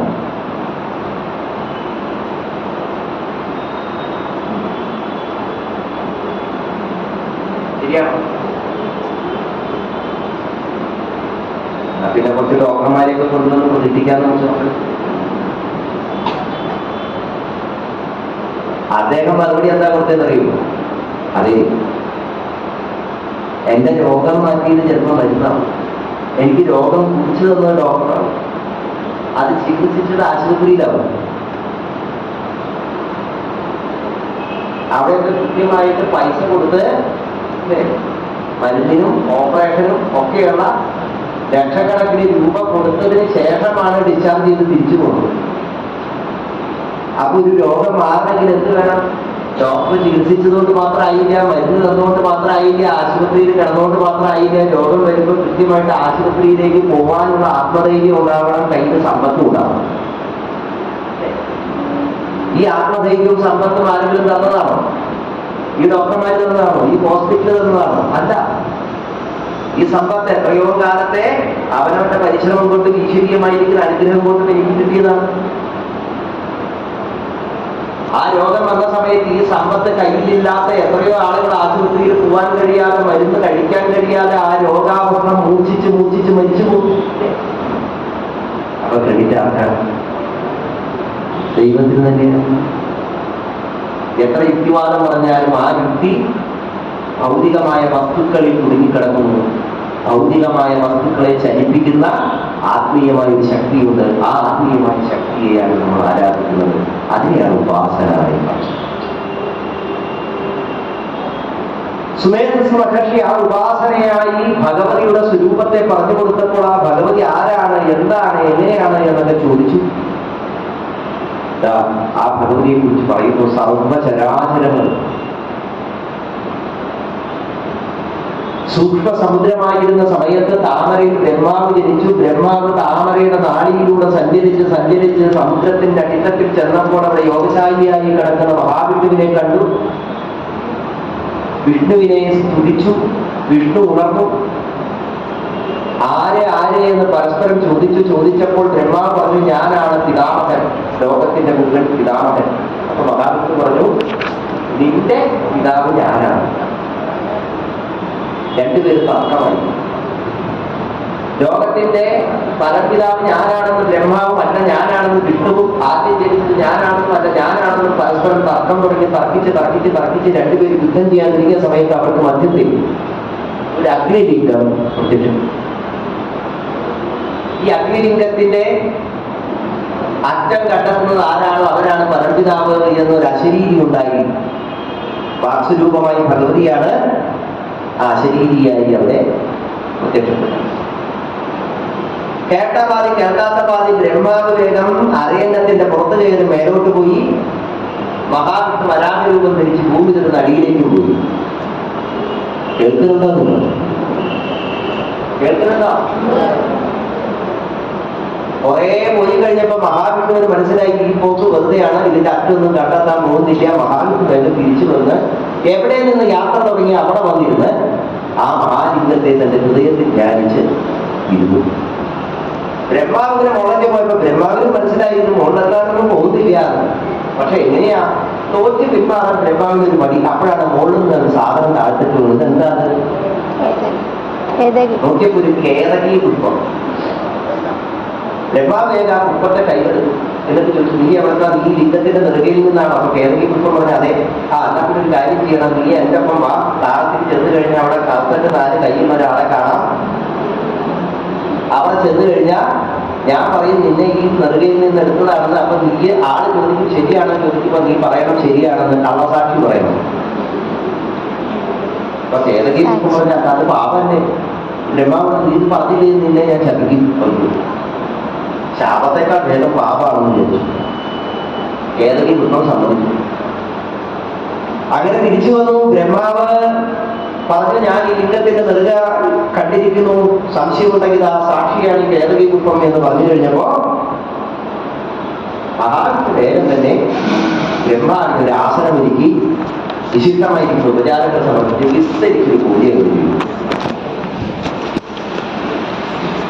അപ്പോഴേക്കും അവിടെ അഗ്നിലിംഗത്തിൽ നിന്ന് സാക്ഷാൽ ഭഗവാൻ പ്രത്യക്ഷപ്പെട്ടു. ഭൈരവൻ പറഞ്ഞു, ഹേ ബ്രഹ്മദേവ, നീ കള്ളം ചെയ്തിരിക്കുന്നു, കള്ളം പറഞ്ഞിരിക്കുന്നു. കള്ളം പറഞ്ഞ ആദരവേറ്റു വാങ്ങുന്നു. ഇന്നത്തെ കാലത്ത് ആൾക്കാരുടെ സ്വഭാവമാണത്. ആൾക്കാരെ തെറ്റിദ്ധരിപ്പിച്ച ആദരവേറ്റു വാങ്ങുക. വേഷം കെട്ടുകൊണ്ടും എന്തെങ്കിലുമൊക്കെ ചെപ്പടി വിദ്യ കൊണ്ടും മറ്റുള്ളവരുടെ ആദരവ് ഏറ്റുവാങ്ങുക. കാശ് കൊടുത്തിട്ടാണെങ്കിലും എന്തെങ്കിലുമൊക്കെ പുരസ്കാരങ്ങൾ വാങ്ങിക്കൂട്ടുക, ഇതൊക്കെ തന്നെ പരിപാടി. അതിന്റെ ആദ്യത്തെ സ്വരൂപമാണെന്ന് വേണമെങ്കിൽ പറയാം. ബ്രഹ്മാവിനെ അങ്ങനെ കുറെ ശകാരിച്ചു. കേരളി പുഷ്പത്തെയോട് പറഞ്ഞു അത് ദേവീഭാവത്തിലില്ല, എങ്കിലും കഥ മുഴുപ്പിക്കാൻ വേണ്ടി ഞാൻ പറയട്ടെ. ശിവപുരാണത്തിലാണ് ഈ കഥ ശരിക്കും പറയുന്നത്. മറ്റെല്ലാ പുരാണത്തിലുണ്ട്, വായുപുരാണത്തിലുണ്ട്, ലിംഗപുരാണത്തിലുണ്ട്, മാർക്കണ്ഡേയ പുരാണത്തിലും ഒക്കെ ഉണ്ട്. ഇവിടെ ഇത് പറയുന്നത് ദേവിയുടെ പ്രഭാവം പറയാറ്. അപ്പൊ കേതകി പുഷ്പത്തെ ശപിച്ചു അത്രേ. ബ്രഹ്മാവിനെ ശപിച്ചു നിന്നെ ഇനി ആരും പൂജിക്കാതാവട്ടെ എന്ന്. കേതകി പുഷ്പത്തെ ശപിച്ചു നിന്നെ ആരും പൂജക്കെടുക്കാതാവട്ടെ. കേതകി പുഷ്പത്തിനാകെ വിഷമായി. ഒരു പൂവിന്റെ ജന്മം പൂവിട്ട് കഴിഞ്ഞു കഴിഞ്ഞാൽ ഏതെങ്കിലും ഷഡ്പദങ്ങൾ വന്നിരുന്ന് പരാഗണം നടന്നു കഴിഞ്ഞാൽ പിന്നെ ശേഷിച്ച ജന്മത്തിനുള്ളത് സമർപ്പണത്തിനുള്ളതല്ലേ. എല്ലാ പുഷ്പങ്ങളും ഈശ്വരന്മാരുടെ തൃപ്പാദങ്ങളിൽ സമർപ്പിക്കപ്പെടുമ്പോൾ എന്നെ മാത്രം ഒഴിവാക്കിയത് ശരിയായില്ലല്ലോ ഭഗവാനെ എന്ന് കേതകി പുഷ്പം പരാതിപ്പെട്ടു അത്രേ. അപ്പോ ഭഗവാൻ ശങ്കരൻ പറഞ്ഞു അത്രേ, കേതകി പുഷ്പമേ നിന്നെ ആരും പൂജക്കെടുത്തില്ലെങ്കിലും നീ എനിക്ക് ഏറ്റവും പ്രിയപ്പെട്ടവനാവും, ഏറ്റവും പ്രിയപ്പെട്ട അലങ്കാരമായി. അങ്ങനെ പരമേശ്വരന് ഏറ്റവും പ്രിയപ്പെട്ട അലങ്കാരമായി ഈ കേതകി പുഷ്പം. എന്താ ഈ കേതകി പുഷ്പം? കൈതപ്പൂ. കൈതപ്പൂ മണമോലു തമ്പുരാട്ടി. തിരുവാതിരക്കളി ഉണ്ടെങ്കിൽ കൈതപ്പൂ.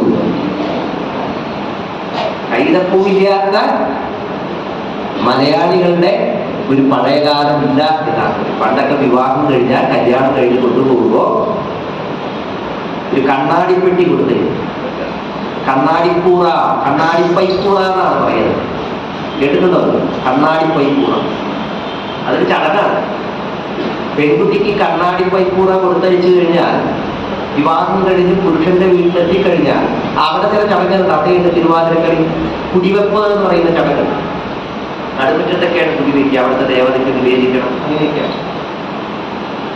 അപ്പൊ അത് കഴിഞ്ഞ് ഈ കണ്ണാടി പൈപ്പൂറ അവിടുത്തെ സ്ത്രീകളൊക്കെ കൂടിയിട്ട് ഇങ്ങനെ താങ്ങി പിടിച്ചു കൊണ്ടുവരും. ഈ പെൺകുട്ടി കൊണ്ടുവന്നതാണ്. എന്നിട്ട് ഈ പെട്ടി തുറന്നിട്ട് അതിലുള്ള ഓരോ സാധനങ്ങൾ എടുത്ത് ഈ പെൺകുട്ടിയെ കളിയാക്കുകയാണ്. സത്യം പറഞ്ഞാൽ പഴയ കാലത്ത് ഒരു റാഗിങ് തന്നെ.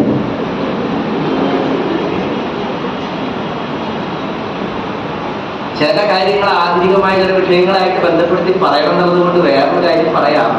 ഇവിടെ സിനിമ കാണുന്ന സ്വഭാവമുള്ളവരൊക്കെ ഉണ്ടെങ്കിൽ ഒരു കാര്യം പറഞ്ഞാൽ ചിലപ്പോൾ ഓർമ്മയുണ്ടാവും. മിഥുനം എന്നൊരു സിനിമ കണ്ടിട്ടുണ്ട്. അപ്പൊ കുറെ പേര് കണ്ടവരുണ്ട്. അപ്പൊ പറയാം, അതിൽ ഉർവശി ഒരു പെട്ടി എടുത്തിട്ട് നിങ്ങളെ കാണിക്കുന്നതേ വള, ഇത് അന്ന് എനിക്ക് തന്ന വളപ്പുണ്ട്, ഇത് അന്ന് തന്ന കണ്ണാടി. സത്യത്തിൽ ഇതുപോലൊരു രംഗമാണ് ഈ കണ്ണാടി പൈപ്പൂറ എന്ന് പറയുന്നത്. ഈ പെൺകുട്ടിയുടെ ഈ കണ്ണാടി പൈപ്പൂറയാകുന്ന ഈ പെട്ടി തുറന്നിട്ട് അതിലെ കണ്ണാടി, അതിലെ പട്ടുസാരി ഒക്കെ ഇങ്ങനെ കാണിച്ചിട്ട് ഓരോന്ന് കളിയാക്കും. ഈ കളിയാക്കലൊക്കെ ഒരു പാട്ട് പോലെയാണ്. അപ്പത്തെ തിരുവാതിരക്കളി നടക്കും. അപ്പൊ സത്യം പറഞ്ഞാൽ ഒരു പെൺകുട്ടിക്ക് ഒരു അപരിചിതമായ ഗൃഹത്തിലേക്ക് എത്തി ജീവിതം തുടങ്ങുമ്പോൾ ആ അപരിചിതത്വം പൂർണ്ണമായും ഇല്ലാതാക്കുന്ന ചില ക്രിയകളാണ് യഥാർത്ഥത്തിൽ ഇതൊക്കെ. അവിടെ ചെല്ലുമ്പോഴേക്കും അവിടെ സുഹൃത്തുക്കളായി ആട്ടമായി പാട്ടമായി എല്ലാവരും എൻ്റെ ആൾക്കാരാണ് എന്ന തോന്നലുണ്ടാകുന്നത്. ഇത്തരത്തിലുള്ള ക്രിയകളുടെയൊക്കെ ലക്ഷ്യം അതാണ്. അപ്പൊ ഈ പെട്ടിയുടെ ഒരു പ്രത്യേക സാധനം ഉണ്ടാവും, അതാണ് ഈ കൈതപ്പൂ. അതുകൊണ്ടാണ് തിരുവാതിരക്കളിയിലെ പാർവതിയുടെ പാട്ട് പാടുമ്പോഴൊക്കെ കൈതപ്പൂ മണമോലും തമ്പുരാട്ടി എന്നൊക്കെയുള്ള വിശേഷണങ്ങൾ. കാരണം ഈ കല്യാണത്തിന് ഉടുക്കാനായി കൊണ്ടുവരുന്ന പട്ടുസാരിയുടെ പുള്ളിയാണ് കൈതപ്പൂ വിൽക്കുക. കാരണം കൈതപ്പൂവിന്റെ മണം എത്ര കാലം കഴിഞ്ഞാൽ അതുപോലെ നിൽക്കും. സ്പ്രേ കുപ്പിയൊക്കെ മേടിച്ച് വെക്കണേക്കാൾ നല്ലത് ഒരു കൈതപ്പൂ കൊണ്ട് വയ്ക്കുക. മരുന്ന് എന്നും ആ ഗന്ധം നിലനിൽക്കും. ഇന്നിപ്പോ നമ്മള് 500 1000 കൊടുത്തിട്ട് എയർ ഫ്രഷ്നറും അല്ലേ ഇടയ്ക്കിടയ്ക്ക് ഇങ്ങനെ മണം വരുത്തുന്ന സാധനങ്ങളൊക്കെ കൊണ്ട് വെക്കില്ലേ ചുരുപ്പേ. അതിന് പകരം ഒരു കൈതപ്പൂ കൊണ്ട് വെച്ചാൽ ഒരാഴ്ച 2 ആഴ്ച അല്ലെങ്കിൽ ഒരു മാസമൊക്കെ ചിലപ്പോൾ 1 വർഷം വരെ ഈ മണം ഇങ്ങനെ നിൽക്കുമൊക്കെ.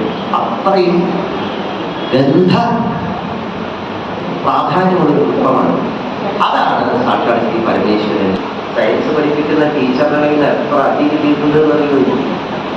എന്തിനാണല്ലോ സൗരയൂഥത്തിലെ ഗ്രഹങ്ങളും സൂര്യനെ ചുറ്റുന്ന ഗ്രഹങ്ങളും കൃത്യമായി ക്രമമനുസരിച്ച് പറയണം. എനിക്ക് അങ്ങനെ പോയാലും സൂര്യൻ, ബുധൻ, വ്യാഴം, വെള്ളി, ശനി, അങ്ങനെ വരും. എന്ന് മടിയാ.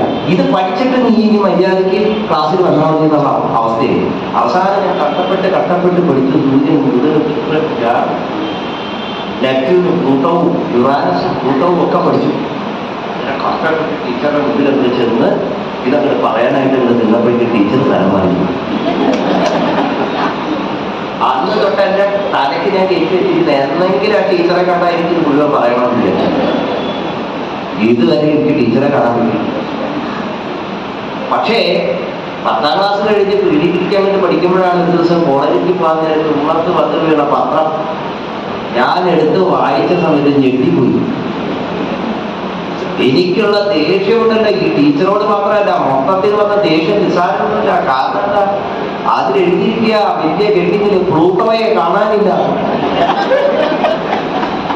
എന്നെ കൊണ്ട് പഠിപ്പിച്ചത് മുഴുവൻ ഇതൊക്കെ ക്രമത്തിൽ പറയാനല്ലേ. ഇനി കുറെ കാലം കഴിഞ്ഞാൽ പറയും ഭൂമിയെ കാണാനില്ല എന്ന് വരെ പറഞ്ഞില്ല. ഞാൻ ഇതിനെയൊന്നും കളിയാക്കുകയില്ല. പറഞ്ഞതിന്റെ അർത്ഥം ഭൗതികമായ വസ്തുക്കൾ അത് മാറിക്കൊണ്ടിരിക്കുന്നതാണ്, അത് പരിണമിച്ചുകൊണ്ടിരിക്കുന്നതാണ്. ഇന്നത്തെ സത്യമല്ല നാളത്തെ സത്യം, ഭൗതികതയും. പക്ഷെ ആത്മീയതയും സത്യവും. ആ സത്യത്തെ തേടണമെങ്കിൽ ബാഹ്യയാത്ര ചെയ്തിട്ട് കാര്യമില്ല, അവനവന്റെ അന്തരംഗത്തിലേക്ക് യാത്ര ചെയ്യണമെന്ന മനോഹരമായ തത്വം ഈ കഥയിലുണ്ട്. അതുകൊണ്ടാണ് ഈ കഥ 18 പുരാണങ്ങളിലുണ്ട്. വ്യത്യസ്തമായ രീതിയിൽ ഇത് ഉപനിഷത്തുകളിലുണ്ട്, മഹാഭാരത ഇതിഹാസത്തിലുണ്ട്. ഇവിടെ വാത്സല്യയായിരിക്കുന്ന ഭഗവതി അവരെ അനുഗ്രഹിച്ചിട്ട് വിഷ്ണുവിനെ പാലന കർമ്മത്തിലേക്കും ബ്രഹ്മാവിനെ സൃഷ്ടികർമ്മത്തിലേക്കും ശ്രീ രുദ്രനെ സംഹാര കർമ്മത്തിലേക്കും നിയോഗിച്ചു ഭഗവതി.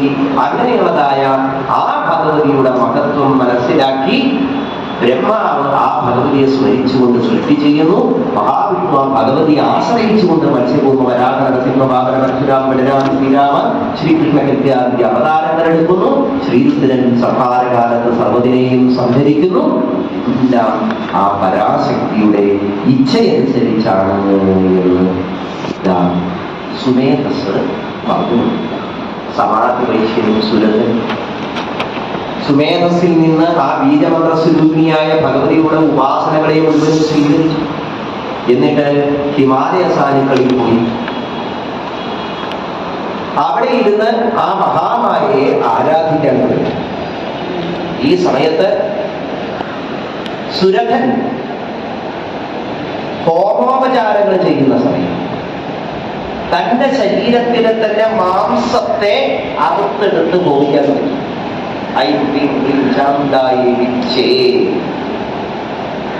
വിച്ഛേ എന്ന് പറഞ്ഞാൽ നമ എന്ന വാക്കിന് സമമാണ്. അതുകൊണ്ട് വിച്ഛേ കഴിഞ്ഞാൽ പിന്നെ ആദ്യം നമ പറയേണ്ടതെന്ന് ബംഗാളിയാണ് വിച്ഛേ. കാരണം ദേവ്യാരാധനയുടെ മൂലസ്രോതസ് ബംഗാളാണ്. കാശ്മീരിലുണ്ട്, കേരളത്തിലുണ്ട്. ഇത് മൂന്നും യോജിച്ച രീതിയിലാണ് ഈ മധ്യഭാഗങ്ങളിലൊക്കെ നടക്കുന്നതായ ആരാധനാ സമ്പ്രദായം. ഇവിടെ മഹാരാഷ്ട്രയിലായാലും ഗുജറാത്തിലായാലും രാജസ്ഥാനിലായാലും. ഇവിടെ നമ്മൾ ആരാധിച്ചുകൊണ്ടിരിക്കുന്നത് ശ്രീവിദ്യാ സമ്പ്രദായമാണ്. 1500 വർഷം പഴക്കമുണ്ട്. വികലനേശ്വരിയാചാര്യൻ എന്ന് പറയുന്ന ഏതോ ഒരു പൂർവികാചാര്യം ചെയ്ത് ശ്രീവിദ്യ യാഗത്തിന്റെ തുടർച്ചയാണ്. ഇപ്പോ എൻ്റെ മുത്തശ്ശനും അച്ഛനും ഇപ്പൊ ഞാനും ഒക്കെ കൈകാര്യം ചെയ്തുകൊണ്ടിരിക്കുന്ന യജ്ഞം. ഇതിനെക്കുറിച്ച് പറയുന്നത് ബംഗാളിൽ നിന്നും കാശ്മീരിൽ നിന്നും കേരളത്തിൽ നിന്നുമുള്ള താന്ത്രിക സംവിധാനങ്ങളെ സംയോജിപ്പിച്ചുകൊണ്ടുള്ളതാണ് ഈ വികലനേത്രീയ ആചാര്യ സമ്പ്രദായം. കാശ്മീരിലെ സൗന്ദര്യം, ബംഗാളിലെ ക്രിയാപദ്ധതി, കേരളത്തിലെ മന്ത്രപദ്ധതി, ഈ 3 പദ്ധതികൾ കൂടിച്ചേർന്നതാണ് ഇപ്പോൾ നമ്മൾ എത്തിക്കുന്ന ശ്രീവിദ്യ സമ്പ്രദായം. അതനുസരിച്ച് ചണ്ഡികാഹോമം വളരെ വിശേഷപ്പെട്ടതാണ്. മൂകാംബികയിലൊക്കെ പോയാൽ കാണും. അപ്പൊ ഇവിടെ ഈ സുരഥൻ എന്ന് പറയുന്ന രാജാവ് തന്റെ ശരീരത്തിലെ മാംസം അറുത്ത് ഭോഗിച്ചു എന്ന് കഥ പറയുന്നു. തന്റെ മാംസബോധത്തെയാണ് സമർപ്പിക്കുന്നത്. ഞാനെന്ന ബോധം, ഈ ശരീരമാണ് ഞാനെന്ന ബോധത്തെ സമർപ്പിച്ചതിന്റെ പ്രതീകാത്മകമാണ് ഈ കഥാവർണ്ണനം. അതുകൊണ്ട് ചണ്ഡികാഹോമം വെച്ച് ഇനിയും ഈ മാംസത്തിന് പകരം മാംസത്തിന് സമമായി കുമ്പളങ്ങ കുറിച്ചിട്ടാണ് ഹോമിക്കുക. നമ്മുടെ ഇല്ലത്തൊക്കെ ചണ്ഡികാഹോമം എന്ന് പറഞ്ഞാൽ ദേവീമാഹാത്മ്യം, പിന്നെ ശ്രീവിദ്യാ മന്ത്രം, ഇത് ഇടകടർത്തി ഉരുവിട്ടാണ് വലിയധികം വളരെയധികം സങ്കീർണമായിരിക്കുന്നതായ ചില ചടങ്ങുകളോടുകൂടി ചെയ്യേണ്ട ഒന്നാണ് ഈ ചണ്ഡികാഹോമം. അഷ്ടലക്ഷ്മി ഹോമം, ഗായത്രി ഹോമം, അതുപോലെ ബാണേശി ഹോമം, ഇതൊക്കെ വളരെ വിശേഷമാണ് ഭഗവതിയുടെ സമ്പ്രദായത്തിലുള്ളത്. സമാധി എന്ന വൈശ്യനാകട്ടെ ത്രികോണാകൃതികളുള്ളതായ ഹോമകുണ്ടമൊരുക്കി ആ ഹോമകുണ്ടത്തിൽ ഇപ്രകാരമുള്ള ധാന്യാദികളെയൊക്കെ ഹോമിച്ച് ഭഗവതി പ്രീതിപ്പെടും. രണ്ടുപേർക്ക് മുമ്പിലും ഭഗവതി പ്രത്യക്ഷപ്പെട്ടു. എന്താ വരം വേണ്ടി ചോദിച്ചു. സുരഥ രാജാവ് സർവൈശ്വര്യങ്ങളും തന്റെ സർവാധിപത്യവും തിരിച്ച് കിട്ടണമെന്ന് ആഗ്രഹിച്ചു. സുരഥ രാജാവിന് ഭഗവതി രാജ്യവും സർവൈശ്വര്യവും അനുഗ്രഹമായി. സമാധി വൈശ്യം ചോദിച്ചത് നിത്യമായിരിക്കുന്നതായ മുക്തിയാണ്. ഭഗവതി അതും അനുഗ്രഹിച്ചു. സമാധി അങ്ങനെ നിത്യമുക്തനായിത്തീരുന്നു. രാജാവോ സർവ തുഷ്ടികളോടുകൂടി സർവ ഐശ്വര്യത്തോടും രാജ്യം ധരിച്ചു. ആ സുരഥ രാജാവാണ് പിന്നത്തെ മന്വന്തരത്തിലെ മന്വന്തരാത്മനായി മാറുന്നത്. ഈ കഥയാണ് ദേവി മാഹാത്മ്യം. നമ്മൾ വായിക്കാറില്ല. ആ ദേവി മാഹാത്മ്യം കഥയാണ് ഇവിടെ വർണ്ണിച്ചത്. ഈ കഥയോടുകൂടി 5ാമത്തെ സ്കന്ധം പൂർത്തിയാവുന്നു. 6ാമത്തെ സ്കന്ധം ഇനി നമ്മൾ കേൾക്കാൻ പോകുന്നത് പ്രപഞ്ച സൃഷ്ടിയുടെ വ്യത്യസ്തങ്ങളായിരിക്കുന്ന ദർശനങ്ങളെ കുറിച്ച് പറഞ്ഞുകൊണ്ട് മായാതത്വത്തെ കുറിച്ച് വിശദീകരിച്ച് വൃത്രാസുരന്റെ കഥ പറയും. തുടർന്ന് വംശചരിത്രങ്ങൾ ആരംഭിക്കും. ആ വംശചരിത്രങ്ങളിൽ വളരെ പ്രധാനപ്പെട്ട 3 വംശചരിത്രം